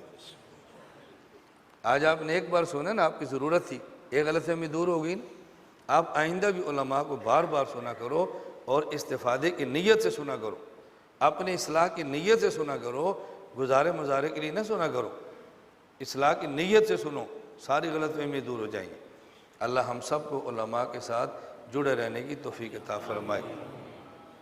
ہندوستان میں دینی مدارس بہت ہیں، اہل حق کے، ہم سب کی قدر کرتے ہیں، لیکن سب کا سرچشمہ دارالعلوم دیوبند ہے، اس کو سب تسلیم فرمائیں، بس اس کو تسلیم فرمائیں، سرچشمہ وہ ہے، بنیاد سے کبھی روگردانی نہیں کرنی چاہیے، اس کے نتائج اچھے نہیں ہوتے۔ میں روگردانی کروں گا نا دارالعلوم دیوبند سے، کل کو میری نسل مجھ سے روگردانی کرے گی، یہ ان کا قصور نہیں ہے، یہ ان کو سبق میں نے پڑھایا ہے، یہ ان کو سبق میں نے پڑھایا ہے۔ میں دبئی میں تھا، ایک شخص مجھے کہتا ہے یا ایک آدمی اس سے ملنا ہے، خیر چلے گئے، مجھے کہتا ہے یہ ڈاکٹر ذاکر نائک سے بہت متاثر ہے۔ میں نے کہا متاثر ہونے میں تو حرج نہیں ہے، بندہ کسی سے متاثر ہو جاتا ہے، ایک لڑکی ہوتی ہے، ان پڑھ ہوتی ہے، بہت خوبصورت ہوتی ہے، بندہ متاثر ہو جاتا ہے۔ اب متاثر ہونے کا معنی تھوڑا ہے کہ بہت نیک ہے، متاثر ہونے کا معنی بھی بہت خوبصورت ہے، ٹھیک ہے، وہ ملے نہ ملے بات کا مسئلہ ہے، لیکن متاثر تو ہوا نا جی۔ آپ کسی کے پاس گئے ہیں، پیسہ بہت ہے، وہ آپ کو روپیہ زکوٰۃ بھی نہیں دیتا، لیکن ہم متاثر تھے، بھی بہت پیسہ ہے۔ متاثر ہونے پر ہمیں کوئی اعتراض نہیں ہے، اعتراض ہے اس کی بات قبول کرنے پہ۔ خیر وہاں جب بیٹھے تو بات چھڑ گئی، جب تھوڑی سی بات، میں جہاں بیٹھتا ہوں لوگ کچھ نہ کچھ پوچھتے ہیں، اللہ کا شکر ہے بات شروع ہوتی ہے۔ جب بات شروع ہوئی تو مجھے اس نے کہا کہ مولانا صاحب آپ ڈاکٹر صاحب پر تنقید کرتے ہیں۔ میں نے کہا یہ تنقید کرنا میں نے ڈاکٹر صاحب سے سیکھا ہے، یہ ان سے میں نے سبق پڑھا ہے۔ مجھے کہتے جی وہ کیسے؟ میں نے کہا عمر کا 3 طلاق کا مسئلہ آتا ہے تو وہ کہتے ہیں عمر فاروق کو چیک کریں گے، حدیث کے مطابق ہے تو لیں گے، نہیں ہے تو نہیں لیں گے۔ تو ہم نے بھی کہا بھی ڈاکٹر صاحب کو چیک کریں گے، حدیث کے مطابق ہے لیں گے، نہیں ہے تو نہیں لیں گے۔ یہ جو چیک کرنے کا سلسلہ ہے ہم نے انہی سے سیکھا ہے۔ تو تمہیں تو خوش ہونا چاہیے بھی دنیا میں کوئی بندہ تو ہے جس کو ڈاکٹر صاحب کا سبق یاد ہو گیا، تمہیں تو خوش ہونا چاہیے۔ میں تو تمہارا سبق آگے سنا رہا ہوں، کسی اور کو تھوڑے سنا رہا ہوں۔ میں اس لیے گزارش کر رہا ہوں جب میرا سرچشمہ دارالعلوم دیوبند ہے، میں اس کی مخالفت کروں گا تو اگلی نسل مجھے قبول نہیں کرے گی، ابھی کر رہی ہے، آئندہ نہیں کرے گی، ابھی ان کی ضرورتیں ہیں۔ میں جو بات کہہ رہا ہوں اللہ کرے آپ کو سمجھ آئے، ابھی ان کی ضرورتیں ہیں کہ مجھ سے ان کے مفادات وابستہ ہیں، مجھ سے کٹیں گے مفادات پورے نہیں ہوں گے، لیکن جب ان کا قد اتنا بن گیا کہ مجھ سے کٹ کر بھی مفاد پورے ہوں گے پھر وہ مجھے چھوڑ دیں گے، اور مجھے ناراض نہیں ہونا چاہیے، یہ سبق میں نے خود پڑھایا ہے۔ بات سمجھ آئی؟ میں سمجھانے کے لیے ایک مثال عرض کر دیتا ہوں تاکہ بات آپ کے دماغ میں بیٹھ جائے۔ ایک لڑکی ہے، وہ شادی لڑکے سے کرتی ہے، لو میرج، گھر سے دوڑ کے، اس کے بعد اس کی بیٹی ہو گئی۔ اب وہ بیٹی کسی اور کو پسند کرتی ہے، ماں کسی اور جگہ جاتی ہے۔ اب یہ جو بیٹی کسی اور جگہ شادی کر رہی ہے، لو میرج کرنا چاہتی ہے، ماں کی پسند کو ٹھکرانا چاہتی ہے، اس لڑکی کا قصور نہیں ہے، یہ سبق اس کو ماں نے خود پڑھایا ہے۔ ماں کو خوش ہونا چاہیے، خوش ہونا چاہیے کہ جس کو میں نے اچھا سمجھا ہے، یہ میری بیٹی بہت اچھی ہے، میرے نقشے قدم پر ہے۔ اب ماں کیوں روتی ہے؟ اب کیوں رو رہی ہے؟ وقتی دائیں بائیں کی وجہ سے کبھی متاثر نہیں ہونا، دائیں بائیں تھوڑی سی آواز کی وجہ سے بہت جلدی متاثر نہیں ہونا، اپنے بڑوں کے ساتھ رہنا ہے۔ اللہ ہمیں اپنے بڑوں کے ساتھ ہی رکھے۔ تو قرآن کریم میں مضامین کتنے ہیں؟ پھر واپس آئے نا، مل لیے۔ مجھے چٹے نہ دے تو اچھا ہے، یہ چٹے میزبان کو دینا تو زیادہ بہتر ہے، مولانا آپ رکھ لیں۔ چٹیں دینی ہے تو میزبان کو دے دیں، وہ مناسب سمجھیں گے تو مجھے دے دیں گے، مناسب سمجھیں گے خود جواب دے دیں گے۔ بعض ایسے جواب ہیں جو میرے متعلقہ نہیں ہوتے، جب چٹ آ جائے بندہ کھول دے تو پھر جواب دینا مجبوری بن جاتی ہے اور آپ کے لیے پریشانی بن جانی ہے۔ اس لیے میں ہر جلسے میں چٹ میزبان کو دیتا ہوں، مناسب سمجھیں تو جواب دیں، نہ مناسب سمجھیں تو نہ جواب دیں۔ میں جو بات سمجھا رہا ہوں اللہ میں بات سمجھنے کی توفیق عطا فرمائے۔ تو بنیادی مضامین کتنے ہیں؟ یہ آپ نے یاد کرنا ہے، پھر وہ 6 پر آپ نے رہنا ہے تاکہ آپ کو بات اچھی طرح یاد ہو جائے۔ آپ کو نیند تو نہیں آ رہی؟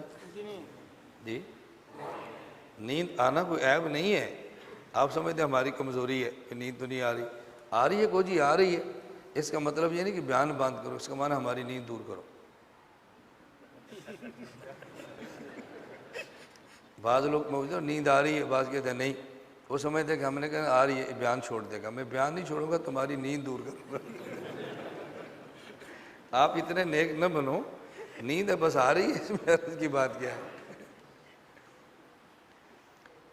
چلیں آپ کی نیند دور کر لیتے ہیں. ایک مرتبہ شیر نے جنگل میں اعلان کیا, اور شیر نے کہا اپنے محتاط دوسرے جانوروں کو, میں بوڑھا ہوں, کچھ کام تقسیم کرو, کچھ تم بھی دائیں بائیں چھوٹے موٹے جانوروں کا خیال کیا کرو, مجھ پر اتنا بوجھ نہ ڈالو جتنا میں نے سنبھال نہیں سکتا, اپنی ذمہ داریاں سنبھالو, میں مر جاؤں گا پھر کیا ہوگا, بوڑھا ہو گیا.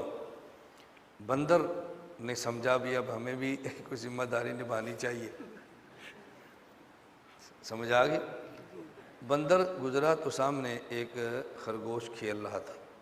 بندر نے کہا ادھر آؤ, خرگوش کو ادھر آ. جی. اس نے نہ کچھ نہیں پوچھا, سیدھا دھڑک اس کے کان کے اوپر ایک ماری تھپڑ زور سے. خرگوش نے کہا میرا قصور کیا ہے؟ اس نے کہا تو نے ٹوپی کیوں نہیں پہنی ہوئی؟ اس نے کہا جی میرے کان لمبے ہیں, بال سلکی ہیں, ٹوپی ٹھہرتی نہیں, چل دفع ہو جاؤ. کل بندر گیا تو خرگوش پھر سامنے آ گیا. خرگوش بڑا موج میں کھیل رہا ادھر. اس نے پھر ایک لگائی. نے کہا جی کیوں مارا ہے, ٹوپی کیوں نہیں پہنی؟ کہا جی میں نے کل بھی بتایا تھا کان لمبے ہیں, بال سلکی ہے, نہیں ٹھہرتی.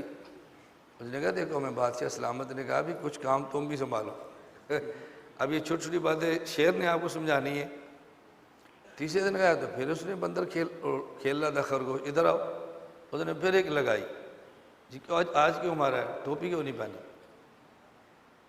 کہ جی میں نے کل بھی بتایا, پرسوں بھی بتایا کہ میرے کان لمبے ہیں, بال سلکی ہیں, ٹوپی نہیں ٹھہر سکتی, کیسے پہنوں؟ اب خرگوش نے سمجھا کہ میں شیر کو شکایت لگا دوں. اس نے شیر کو شکایت لگا دی. شیر نے بندر کو بلا لیا, بلاؤ اس کو.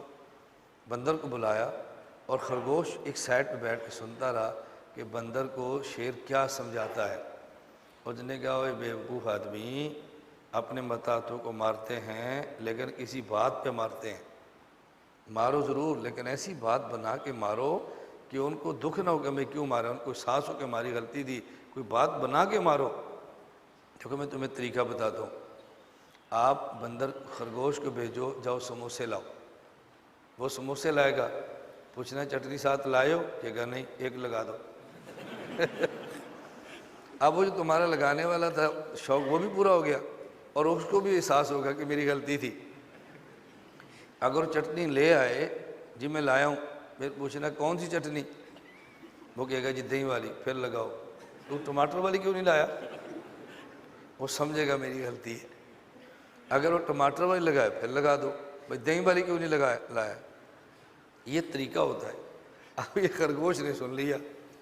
کل بندر نے بلا لیا, بلاؤ خرگوش کو, جاؤ سموسے لے کر آؤ. وہ سموسے لے کر آ گیا. کون بندر؟ نہ خرگوش. اب لگاؤں ایک میں, میرے پاس بھی جواز ہے نا, میں ایک لگاؤں. پوچھے کیوں؟ میں کہ تم سمجھے نہیں. تو یہ سمجھے کہ میری غلطی ہے, اور جو قاری صاحب کو مزہ ہوتا ہے میں وہ مزہ بھی لے لوں گا مارنے والا. تو اس نے کہا جاؤ سموسے لاؤ. خرگوش سموسے لایا, اور جی میں لے آیا ہوں. بندے نے پوچھا چٹنی لائے ہو؟ جی لایا ہوں. کون سی؟ کہا جی دونوں. بندر نے ایک ماری اس کے کان پہ, کہا چٹنی چھوڑ, تو بتا ٹوپی کیوں نہیں پہنی؟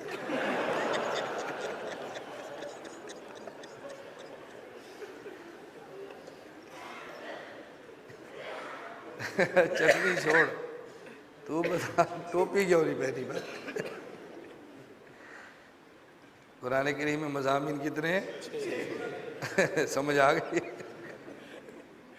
آپ کو سمجھ آ گئی ہے نا؟ نمبر 1 توحید, نمبر 2 رسالت, نمبر 3 قیامت, نمبر 4 نمبر 5 نمبر 6 نہ ماننے والے. بس آپ نے بیان کو سمجھنا بھی ہے, یاد بھی کرنا ہے. کبھی آدمی سمجھتا ہے یاد نہیں کرتا, کبھی یاد کرتا ہے سمجھتا نہیں. ہماری خواہش ہوتی ہے بھی یاد بھی کرے اور سمجھ بھی آئے, اس لیے میں بار بار دہراتا ہوں. ہمارے کورسز ہوتے ہیں نا, تو پہلے 2-3 دن میرے کورسز میں ذہن سازی پہ چلتے رہتے. ابھی میں الفقہ الاکبر پڑھا رہا تھا, تو اس میں شروع میں تھا قال الامام الاعظم ابو حنیفۃ النعمان، میں نے 3 دن پڑھایا صرف اس کو، قال الامام الاعظم ابو حنیفۃ النعمان، ذہن بن گیا، اب ہم نے پڑھانا شروع کر دی۔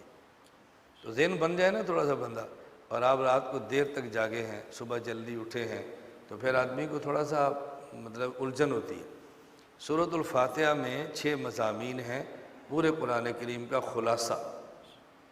بات اب توجہ سے سمجھنا، قرآن کریم کے پارے ہیں 30۔ یہ سورۃ الفاتحہ کیا ہے؟ اصل یہ ہے کہ قرآن کریم نام ہے سورۃ الفاتحہ اور 30 پاروں کا۔ قرآن کریم نام ہے سورۃ الفاتحہ اور 30 پارے۔ یہ سورۃ الفاتحہ کو 30 سے الگ کیوں رکھا ہے؟ اس لیے کہ قرآن کریم کو نماز میں پڑھنا ہے، لیکن کیسے پڑھنا ہے؟ سورۃ الفاتحہ تو ہر رکعت میں، باقی سورۃ الفاتحہ کے جو علاوہ ہے وہ سارا نہیں ہے، وہ کچھ ہے۔ چونکہ اس نے ہر رکعت میں آنا تھا، اس کو الگ کر دیا ہے اور باقی الگ کر دیے ہیں، ورنہ ہے یہ مکمل قرآن کریم۔ یہ بات سمجھ آئی؟ بات سمجھنا، اللہ چاہتے ہیں کہ بندہ میرا کلام مجھے سنائے، سارا کلام ہر رکعت میں سنائے، یہ تو بندے کے بس میں نہیں ہے نا۔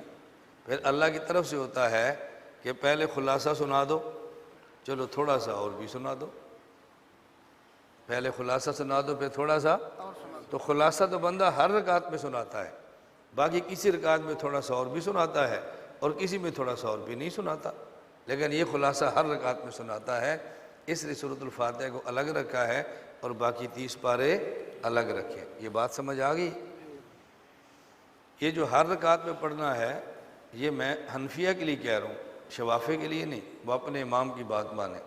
ہمارے امام کا موقف ہے کہ ہر رکعت میں ہر کسی نے نہیں پڑھنا، ہر رکعت میں امام ہوتا پڑھنا ہے اور ہر رکعت میں اکیلا ہوتا پڑھنا ہے، اور اگر امام کے ساتھ ہو تو بس امام صاحب پڑھ لے کافی ہے، مقتدی کو مزید تکلیف کرنے کی ضرورت نہیں ہے، بس اپنا اتنا کافی ہے۔ سورۃ الفاتحہ شروع ہوتی ہے الحمدللہ رب العالمین سے۔ میں سورۃ الفاتحہ خلاصے کا خلاصہ پیش کر دیتا ہوں تاکہ بہت جلدی سے بات پوری ہو جائے۔ الحمدللہ رب العالمین، تمام تعریفیں اس اللہ کے لیے ہیں جو تمام جہانوں کو پالنے والے ہیں۔ بات سمجھنا، یہ رب اللہ کی صفت ہے، عربی میں رب کہتے ہیں، اردو اور فارسی میں خدا کہتے ہیں۔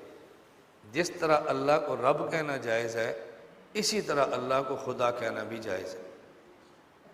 جس طرح اللہ کو رب کہنا جائز ہے، اسی طرح اللہ کو خدا کہنا بھی جائز ہے۔ یہ مسئلہ ذہن میں رکھ لیں، دلائل میں اب پیش نہیں کرتا کہ دیر بہت ہو جاتی ہے، یہ ذہن میں رکھ لیں۔ مستقل اس پر میرا مقالہ موجود ہے کہ اللہ کو خدا کہہ سکتے ہیں، آپ چاہیں تو اس کو PDF کی صورت میں منگوائیں اور پڑھیں۔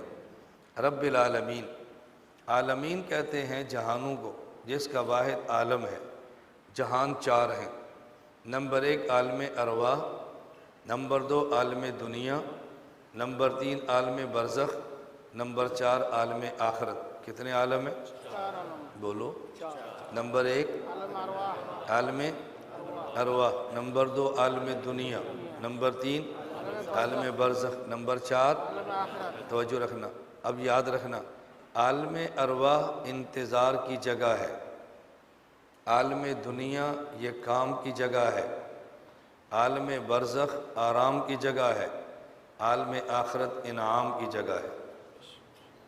عالم ارواح تو گزر گیا نا، ابھی عالم کون سا ہے؟ دنیا، یہ کام کی جگہ ہے، کام کام کام کام، ابھی آرام چھوڑو، کام کام کام، بھئی آرام تو کرنا ہوتا ہے، ایک ایسا مولوی آرام چھوڑو، ایک ہوتا ہے آرام برائے آرام، ایک ہوتا ہے آرام برائے کام۔ آرام کرنا ہے، برائے آرام نہیں کرنا، برائے کام کرنا ہے۔ قیلولہ سنت ہے، اس لیے نہیں کہ سونا ہے، اس لیے کہ اٹھ کر کام کرنا ہے۔ میرا خیال ہے بس اتنا کافی ہے سمجھانا۔ اور برزخ یہ آرام کی جگہ ہے، برزخ آرام کی جگہ ہے۔ دنیا آپ سمجھ رہے ہیں، برزخ کسے کہتے ہیں؟ برزخ کا معنی ذہن میں رکھ لیں تاکہ برزخ پر ہونے والے سارے اشکال ختم ہو جائیں۔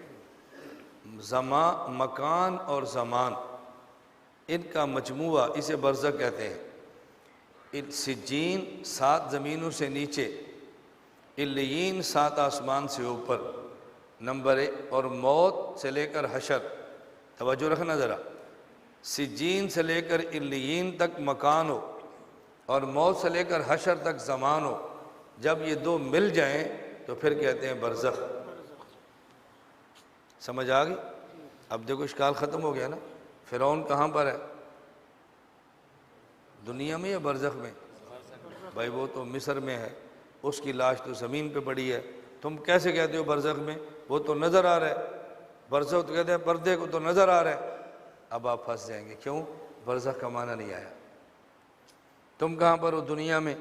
وہ کہاں پر ہے؟ برزخ میں۔ یار دونوں اس زمین پر ہیں، وہ برزخ میں کیسے ہوا؟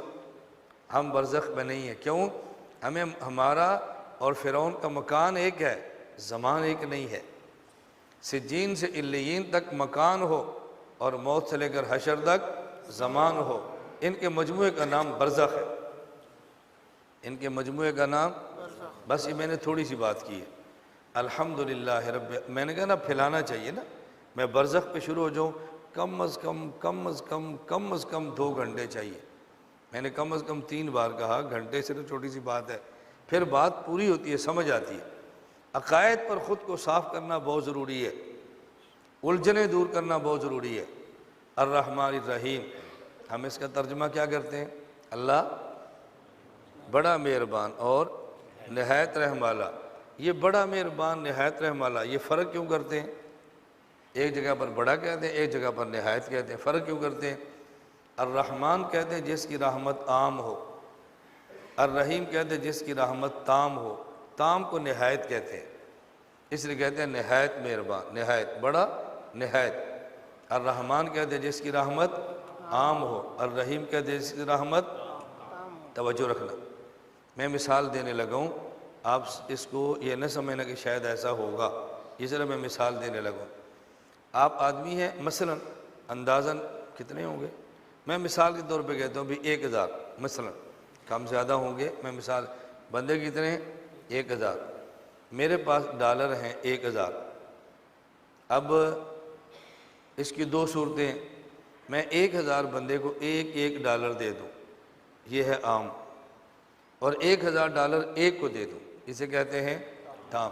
وہ جو ہے نا 1000 بندے کو 1 ڈالر دینا رحمان، اور 1000 ڈالر ایک کو دینا، یہ کیا ہے؟ تام۔ اب بتاؤ دونوں میں فرق ہے یا نہیں؟ بولو۔ جو مولانا صاحب نہیں تھے نا، اور تفہیم القرآن کی ہے، وہ کہتے ہیں نہیں، الرحمن الرحیم ایسے ہی ہے جیسے کالا شاہ، جیسے لمبا تڑنگا۔ کیوں؟ مولانا نہیں تھے نا، سمجھنے کا حق تھا، سمجھانے کا نہیں تھا، وہ سمجھانے پر بیٹھ کے معنی غلط ہو گیا۔ الرحمن فی الدنیا والرحیم فی الآخرہ، مالک یوم الدین، اللہ قیامت کے دن مالک بن کے فیصلے کریں گے، جج بن کے نہیں کریں گے۔ اب یہ پھر گھنٹہ 2 گھنٹے مانگتا ہے۔ مالک اور جج میں کیا فرق ہوتا ہے؟ بہت فرق ہوتا ہے مالک اور جج میں۔ ایک فرق کیا ہے؟ جج قانون کا پابند ہے، مالک قانون کا پابند نہیں ہے۔ یہ مجھے اور آپ کو تسلی دی ہے، مجھے مالک سمجھنا، قاضی نہ سمجھنا۔ میں آپ سب کو گواہ بنا کر کہتا ہوں اور خدا کی قسم اٹھا کر کہتا ہوں، اللہ قیامت کے دن اگر قاضی بن کے فیصلہ کرے، میری نجات نہیں ہو سکتی۔ میں اپنے بارے میں کہہ رہا ہوں، میں بہت بد کردار ہوں، بہت فاسق ہوں، بہت گندا ہوں۔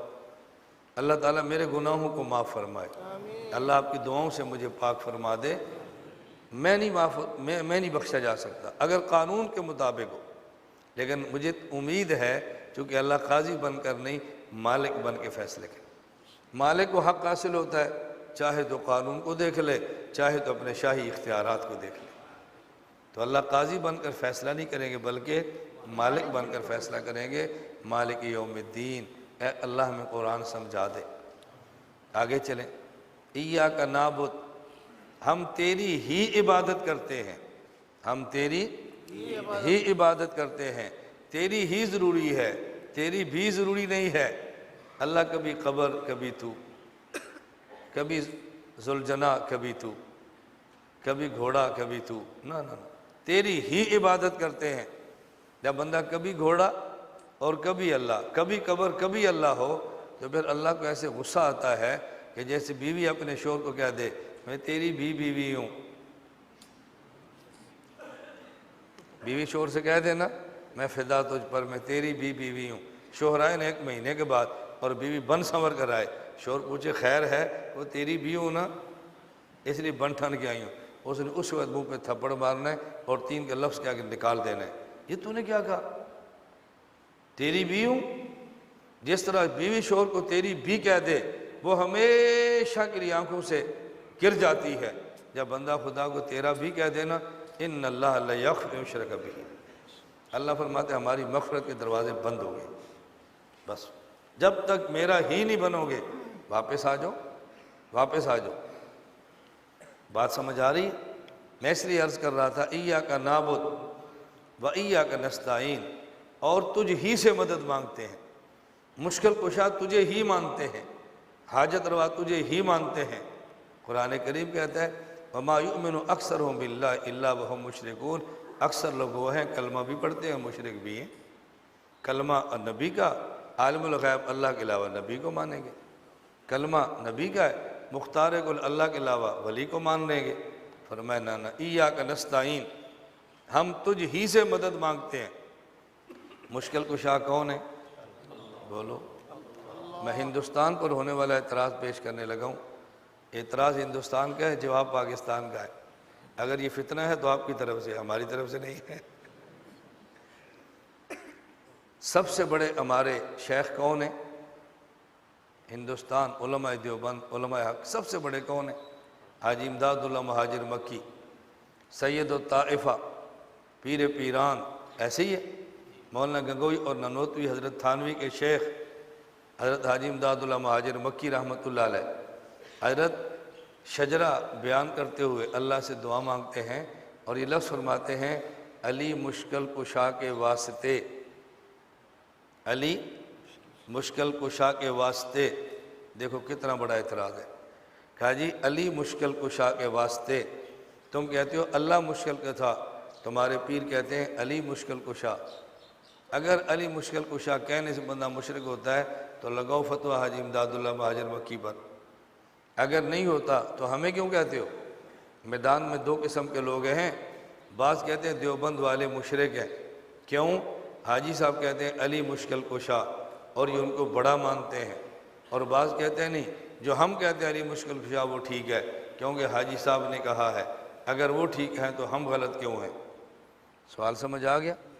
اب اچھی طرح جواب سمجھ لو. جو ضروری بات ہے نا میں اس کو عرض کر دوں، باقی سمیٹ لیتے ہیں.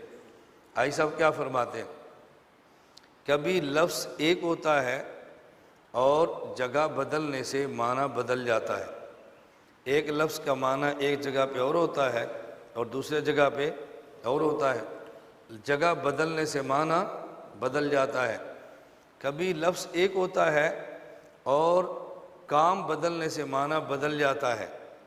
کبھی لفظ ایک ہوتا ہے اور علم اور فن بدلنے سے معنی بدل جاتا ہے. میں نے 3 باتیں کی ہیں. جگہ بدلی تو معنی بدل گیا. مجھے سندھ پاکستان کی زیادہ مثالیں نہیں آتی. ہمارے یہاں سندھ میں سائیں اسے کہتے ہیں جو بڑا آدمی ہو، اور ہمارے یہاں پنجاب میں سائیں اسے کہتے ہیں جو بیوقوف ہو. اب دیکھو جگہ بدلی تو معنی بدل گیا. لفظ ایک ہوتا ہے اور لفظ ایک ہوتا ہے، کام بدلنے سے معنی بدل جاتا ہے. تبلیغ والے متکلم اسے کہتے ہیں جو اتنی سی بات کرے ہم سب نے کلمہ پڑھا ہے لا الہ الا اللہ محمد رسول اللہ، اس میں اللہ سے وعدہ کیا ہے تیرا حکم مانیں گے، تیرے نبی کے طریقے پر چلیں گے، اس کے لیے محنت کی ضرورت ہے. اس محنت کے بارے میں مسجد میں بات ہو رہی ہے، آپ تشریف لائیں. یہ تبلیغ والوں کا متکلم ہے. اور عقائد میں متکلم اسے کسے کہتے ہیں؟ جو عقیدے پر بات کرے، شبہات کو دور کرے، اشکالات کے جواب دے، یہ ہے متکلم. اب دیکھو کام بدلا تو معنی بدل گیا ہے. اور کبھی علم اور فن بدلنے سے معنی بدل جاتا ہے. یہ بات توجہ سمجھنا. آپ کے پاس مدرسہ ہے حفظ کا، آپ کا بچہ وہاں پڑھتا ہے، آپ نے ممتن کو بلایا بچوں کا امتحان لو. ممتن کہتے ہیں بیٹا کلمہ سناؤ، وہ کہتے ہیں بسم اللہ الرحمن الرحیم. ممتن 100 نمبر نہیں دے گا، فیل کرے گا. بیٹا کلمہ سناؤ، وہ کہتے ہیں جی اللہم صلی علی محمد، اس کو فیل کرے گا. اور اگر درسگاہ ہو نحو اور صرف کی، گرامر کی، یہ امتحان لو۔ ممتحن نے کاغذ پہ لکھا ہوا ہے گدھا، کیا لکھا ہوا ہے؟ گدھا، اور پوچھتا ہے بیٹا یہ کیا ہے؟ وہ کہتا ہے جی کلمہ، اس کو 100 نمبر دے گا۔ کیوں؟ گرامر میں کلمے کا معنی کیا ہوتا ہے؟ لفظ اور اس کا معنی ہو بس، اور حفظ میں کلمے کا معنی کیا ہوتا ہے؟ یہ 6 کلمے ہیں، تو وہاں کلمے کا معنی اور ہے، یہاں کلمے کا معنی، توجہ رکھنا آپ، 2 لفظ ہیں، ایک ہوتا ہے ما تحت الاسباب، ایک ہوتا ہے ما فوق الاسباب۔ جو کام بندے کے اختیار میں ہو اور بندے سے مانگیں یہ کہتے ہیں ما تحت الاسباب، جو کام بندے کے اختیار میں نہ ہو اسے کہتے ہیں ما فوق الاسباب۔ میں کہتا ہوں بھائی مجھے پانی دو، یہ پانی دے سکتے ہیں نا بھائی؟ پانی تو دے سکتے ہیں، گلاس دے پانی دے دیں، میں کہتا ہوں پانی دو، ہم نے ان سے مانگا ہے لیکن ما تحت الاسباب، میں کہتا ہوں آج بارش برساؤ، یہ کیا ہے؟ بولو، ما فوق الاسباب۔ توجہ رکھنا، ما تحت الاسباب اللہ کے غیر سے مدد مانگے گناہ نہیں ہے، جو چیز ما فوق الاسباب ہو وہ بندے سے مانگے تو وہ غلط ہوتا ہے۔ اور عقائد علم الکلام میں مشکل کشا اسے کہتے ہیں جو ما فوق الاسباب مدد کرتا ہے، اور تصوف اور خانقاہ میں مشکل کشا کسے کہتے ہیں؟ ایک ہے آدمی کا جسم، ایک ہے آدمی کا دل، ایک ہے دل میں کیفیت، تو سب سے آسان علاج جسم کا ہے، اس سے مشکل علاج دل کا ہے، اور اس سے مشکل علاج دل کی کیفیت کا ہے۔ تو شیخ اور مرشد وہ جسم دل نہیں، دل کی کیفیات کا معالج ہوتا ہے جو سب سے مشکل ترین کام ہے۔ اس لیے تصوف میں شیخ کو مشکل کشا کہہ دیتے ہیں، اس نے ہماری مشکل حل کی ہے، یہ نہیں کہ ما فوق الاسباب مدد کی ہے، اس نے ہماری مشکل کو حل کیا ہے، ہماری ضرورت کو پورا کیا ہے۔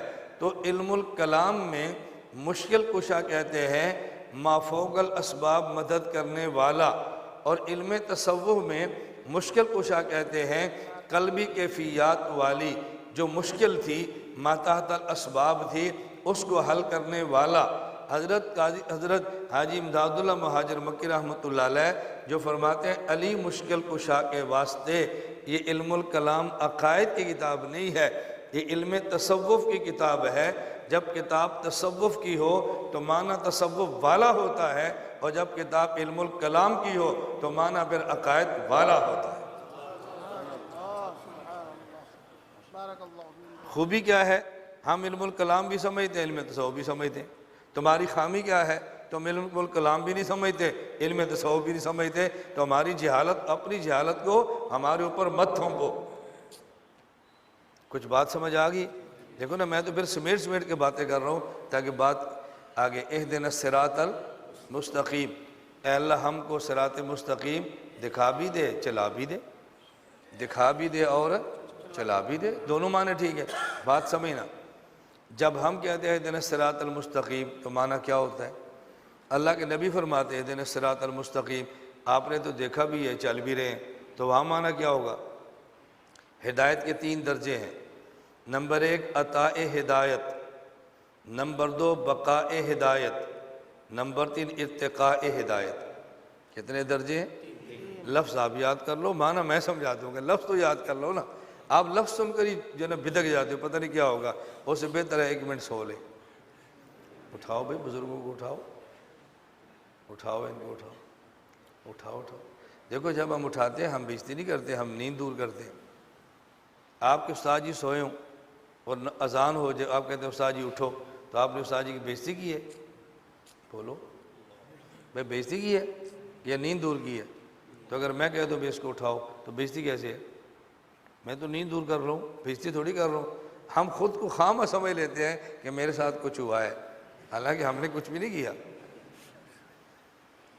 اٹھایا کرو۔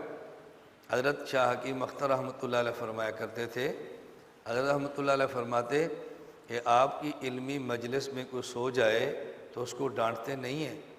علمی مجلس کی مثال ماں کی گود کی ہے، بچہ گلی میں کھیلے تو نہیں سوتا، ماں کی گود میں آئے تو سو جاتا ہے۔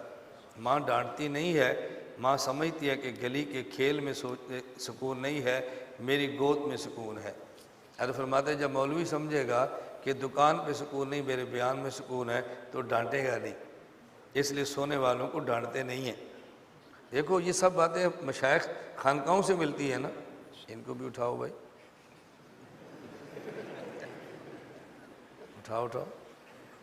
یہ عیب تھوڑا ہی ہے، کوئی عیب نہیں ہے، کوئی ایسی بات نہیں ہے۔ توجہ رکھیں، میں حضرت کے خانقاہ میں حاضر ہوا تو میں نے حضرت سے یاد رکھنا مناظرے کا کورس کسی سے نہیں کیا، خانقاہ کا پورا کورس میں نے کیا۔ مناظرے پہ میں نے ایک دن بھی کسی کے سامنے نہیں بیٹھا، اور خانقاہ پر میں نے پورے 40 دن خانقاہ میں لگائے، اللہ گواہ ہے۔ میں اتنا خانقاہ سے جڑا ہوں آپ کو اندازہ بھی نہیں ہے، بس چونکہ ہمارا کام باطل کا رد ہے اس لیے کسی کے ذہن میں خانقاہی بندہ آتا نہیں ہے۔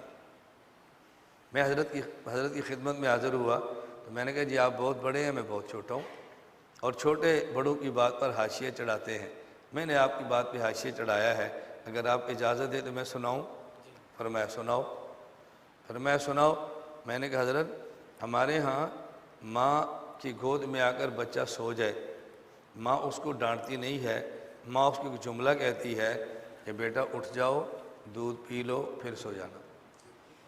وہ سمجھتی ہے کھیل کر آیا نا تو گود میں آیا تو سو گیا، دودھ تو پیا نہیں ہے، تو ماں کہتی ہے بیٹا اٹھ جاؤ، یہ دودھ پی لو، پھر سو جانا۔ ماں پھر اپنے گھر کا، بھینس کا، گائے کا خالص دودھ لاتی ہے اور وہ دودھ اس کو پلاتی ہے، بچہ پھر اس کے بعد سوتا ہے۔ میں نے کہا ہمارے بیان میں کوئی سو جائے میں ڈانٹتا نہیں ہوں، میں کہتا ہوں بھی اٹھ جاؤ، دودھ پی لو، پھر سو جانا، دودھ پی لو پھر سو جانا۔ دیکھو خواب میں دیکھے دودھ پیا ہے تو تعبیر علم ہے، جب علم چاہیے تو رب زدنی علما، اور دودھ چاہیے تو اللہم بارک لنا فیہ وزدنا منہ۔ دودھ آپ کے معدے کو موافق نہ ہو پھر بھی پیو، پھر پیو، پھر پیو، پھر پیو، ایک وقت ہے کہ موافق آ جائے گا۔ چھوڑو نا کہ معدے کو موافق نہیں آ جائے گا، آہستہ آہستہ آ جائے گا۔ ہم نے تو یہاں بھی آ کر آتے پوچھا جی مولانا صاحب کو جی چاہیے، میں نے کہا دودھ چاہیے، کہا جی خالص نہیں ہے، ڈبے والا ہے، میں نے کہا چلو وہی لا دو، وہ لے، میں نے کہا گرم کر کے لاؤ۔ میں 1:30 بجے تک جاگتا رہا، نہیں آیا، پھر میں سو گیا۔ میں جاگتا رہا لیکن نہیں ملا، میں پھر سو گیا۔ بس آتے ہم نے مانگا دودھ، نہیں ملا، جب تک جاگ سکتے رہے جاگے، جب میں نے کہا اب سوتا ہوں، اب صبح پلاؤ، لیکن دودھ پلاؤ۔ آپ دودھ پینا سیکھو، خالص مال کھانا سیکھو۔ میری گزارش سمجھ آ رہی ہے؟ عقیدہ خالص، عمل خالص، تصوف خالص، خوراک خالص۔ عقیدہ، عمل، تصوف کے خالص ہونے سے آخرت بہت اچھی ہوتی ہے۔ دنیا میں کبھی بندہ بہت پریشان رہتا ہے، اور جب خوراک خالص ہو جائے تو پھر دنیا بھی مزیدار ہو جاتی ہے۔ اب اگر کوئی جاگ سوئے تو آپ نے کیا کہنا ہے؟ کوئی ساتھ سوئے تو کیا کہنا ہے؟ آپ اٹھ جاؤ بھائی، تھوڑا دودھ پی لو۔ اور ہم دیہات والے ہیں، شہر والے نہیں ہیں، دیہات والوں کو دودھ بھی خالص ہوتا ہے۔ آپ نہیں سمجھے، میں سمجھتا ہوں آپ نہیں سمجھے، ہمارا دودھ بہت خالص ہے۔ کیا مطلب؟ ہمارے مسائل بہت خالص ہیں، ہم ملاوٹ والا نہ دودھ پیتے ہیں نہ ملاوٹ والے مسئلے بتاتے ہیں۔ خالص خالص خالص مسئلے پر اللہ کی خالص مدد ہوتی ہے، ملاوٹ کے مال پر مدد نہیں آیا کرتی۔ حق اپنے راستے خود بناتا ہے۔ اہدنا الصراط المستقیم، اب یہ عنوان چل پڑتا ہے نا، بس پھر میں خود کو روکتا ہوں کیونکہ اس پہ پھر وقت لگتا ہے۔ ہدایت کی کتنی قسمیں ہیں؟ نمبر 1 عطا ہدایت، کافر اللہ سے کہتا ہے اہدنا الصراط المستقیم، اللہ مجھے ہدایت عطا فرما دے، کلمہ دے دے، یہ ہے عطا ہدایت۔ آپ کہتے ہیں کافر بھی کہتا ہے؟ میں کہتا ہوں ہاں کہتا ہے۔ آپ کے ہاں ہندو ہے، آپ اسے چاہتے ہیں اب یہ کلمہ پڑھ لے، آپ اسے کیا کہتے ہیں؟ بھائی میں آپ کو نا مشورہ دیتا ہوں، میں نہیں کہتا مسلمان، میں مشورہ دیتا ہوں تو اللہ سے مانگا کر، اللہ جو صحیح راستہ مجھے دے دے، پھر مانگتا ہے جو صحیح راستہ دے دے، مانگ رہا ہے کہ نہیں مانگ رہا، اسے کہتے ہیں عطا ہدایت۔ اور جب ہدایت مل جائے، اللہ اس ہدایت پہ قائم رکھنا، بقائے ہدایت، یہ میرے اور آپ کے لیے اللہ ہدایت دی ہے، اس میں مسلسل اضافہ ہو، اسے کہتے ہیں ارتقاء ہدایت، یہ نبی کے لیے۔ بقائے ہدایت، عطا ہدایت کافر کے لیے، اور بقائے ہدایت امت کے لیے، مسلمان کے لیے۔ اور ارتقاء ہدایت نبی کے لیے۔ صراط الذین انعمت علیہم، اے اللہ ان کے راستے پر چلا جن پر آپ نے انعام، اہدنا الصراط المستقیم، اور ہمیں چلا اور دکھا صراط مستقیم۔ صراط مستقیم کیا ہے؟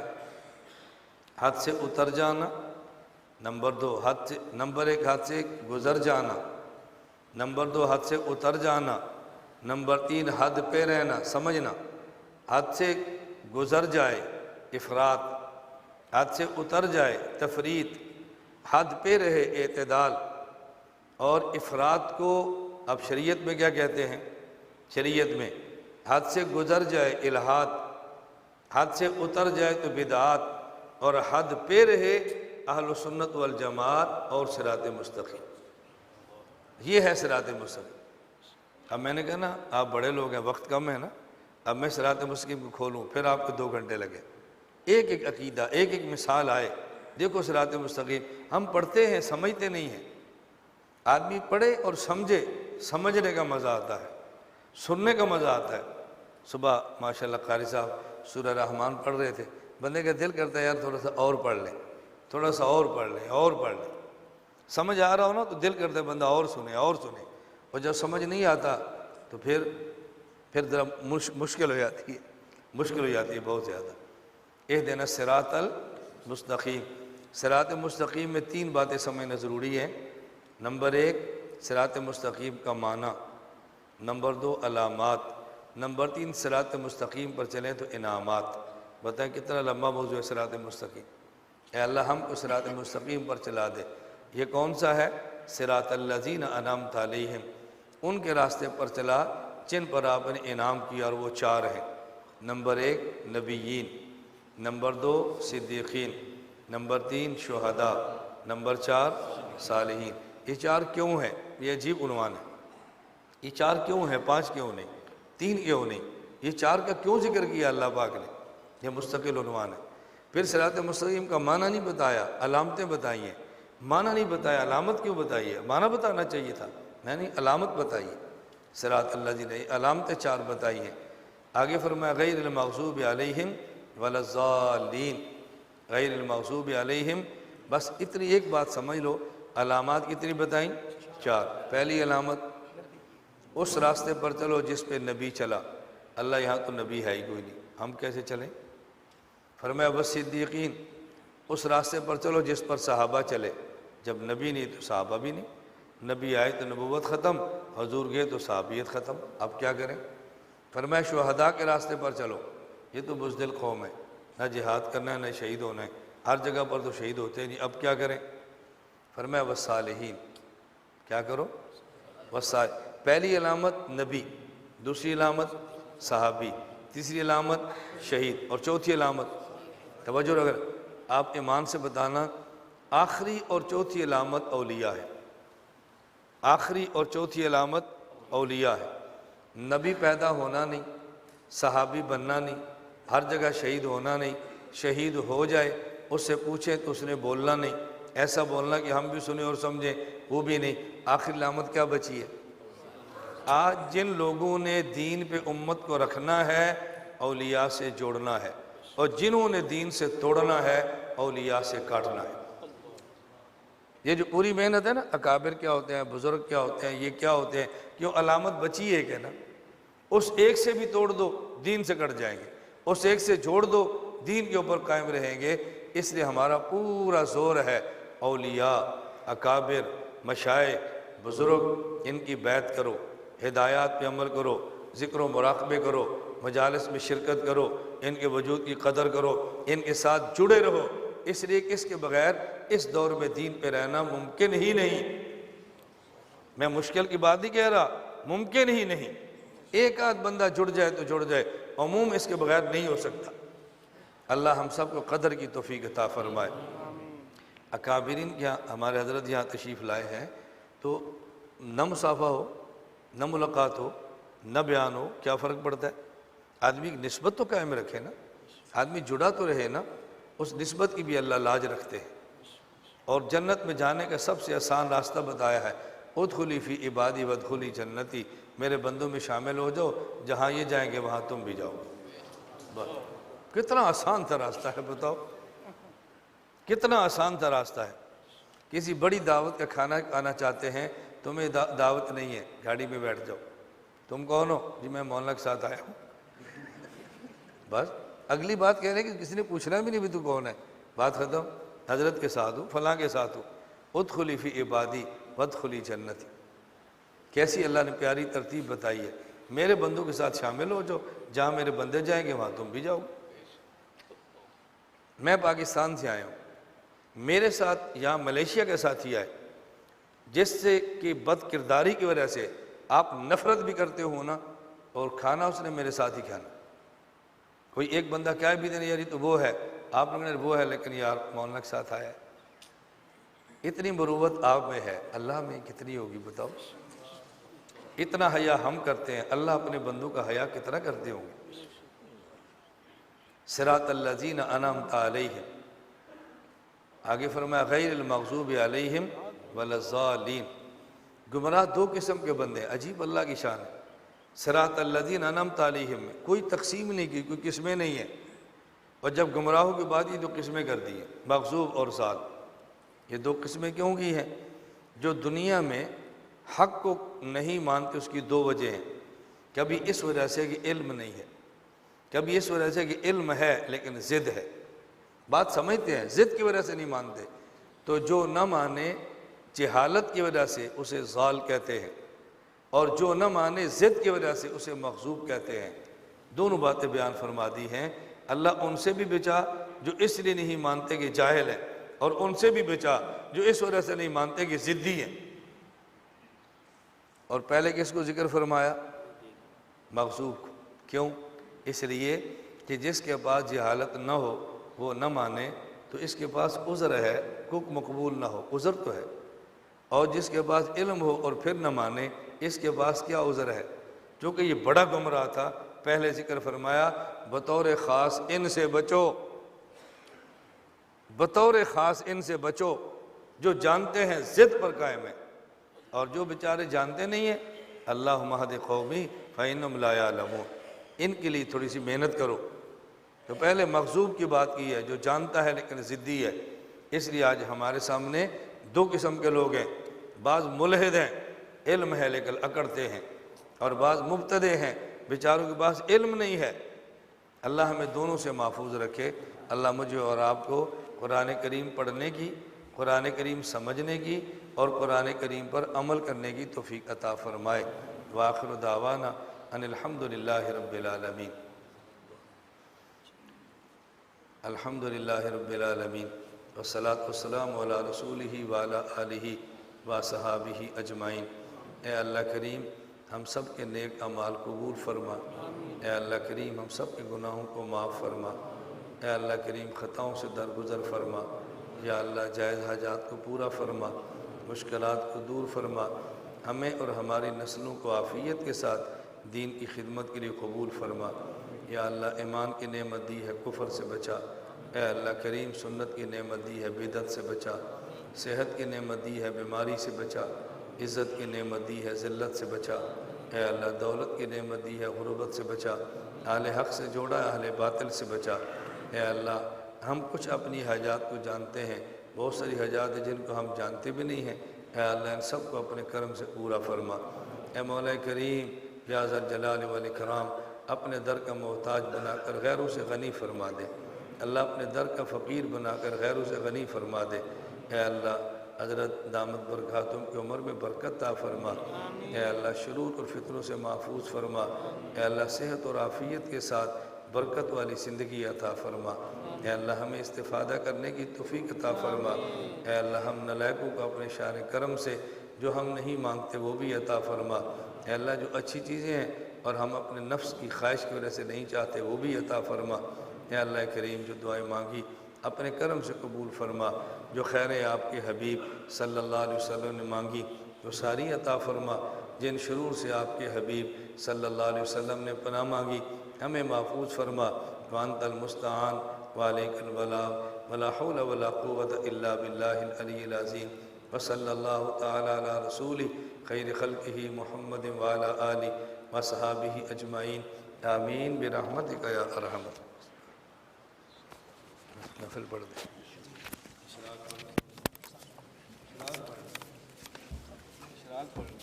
اشراق پڑھ لیں اشراق. بھائی مسافہ نہ کریں.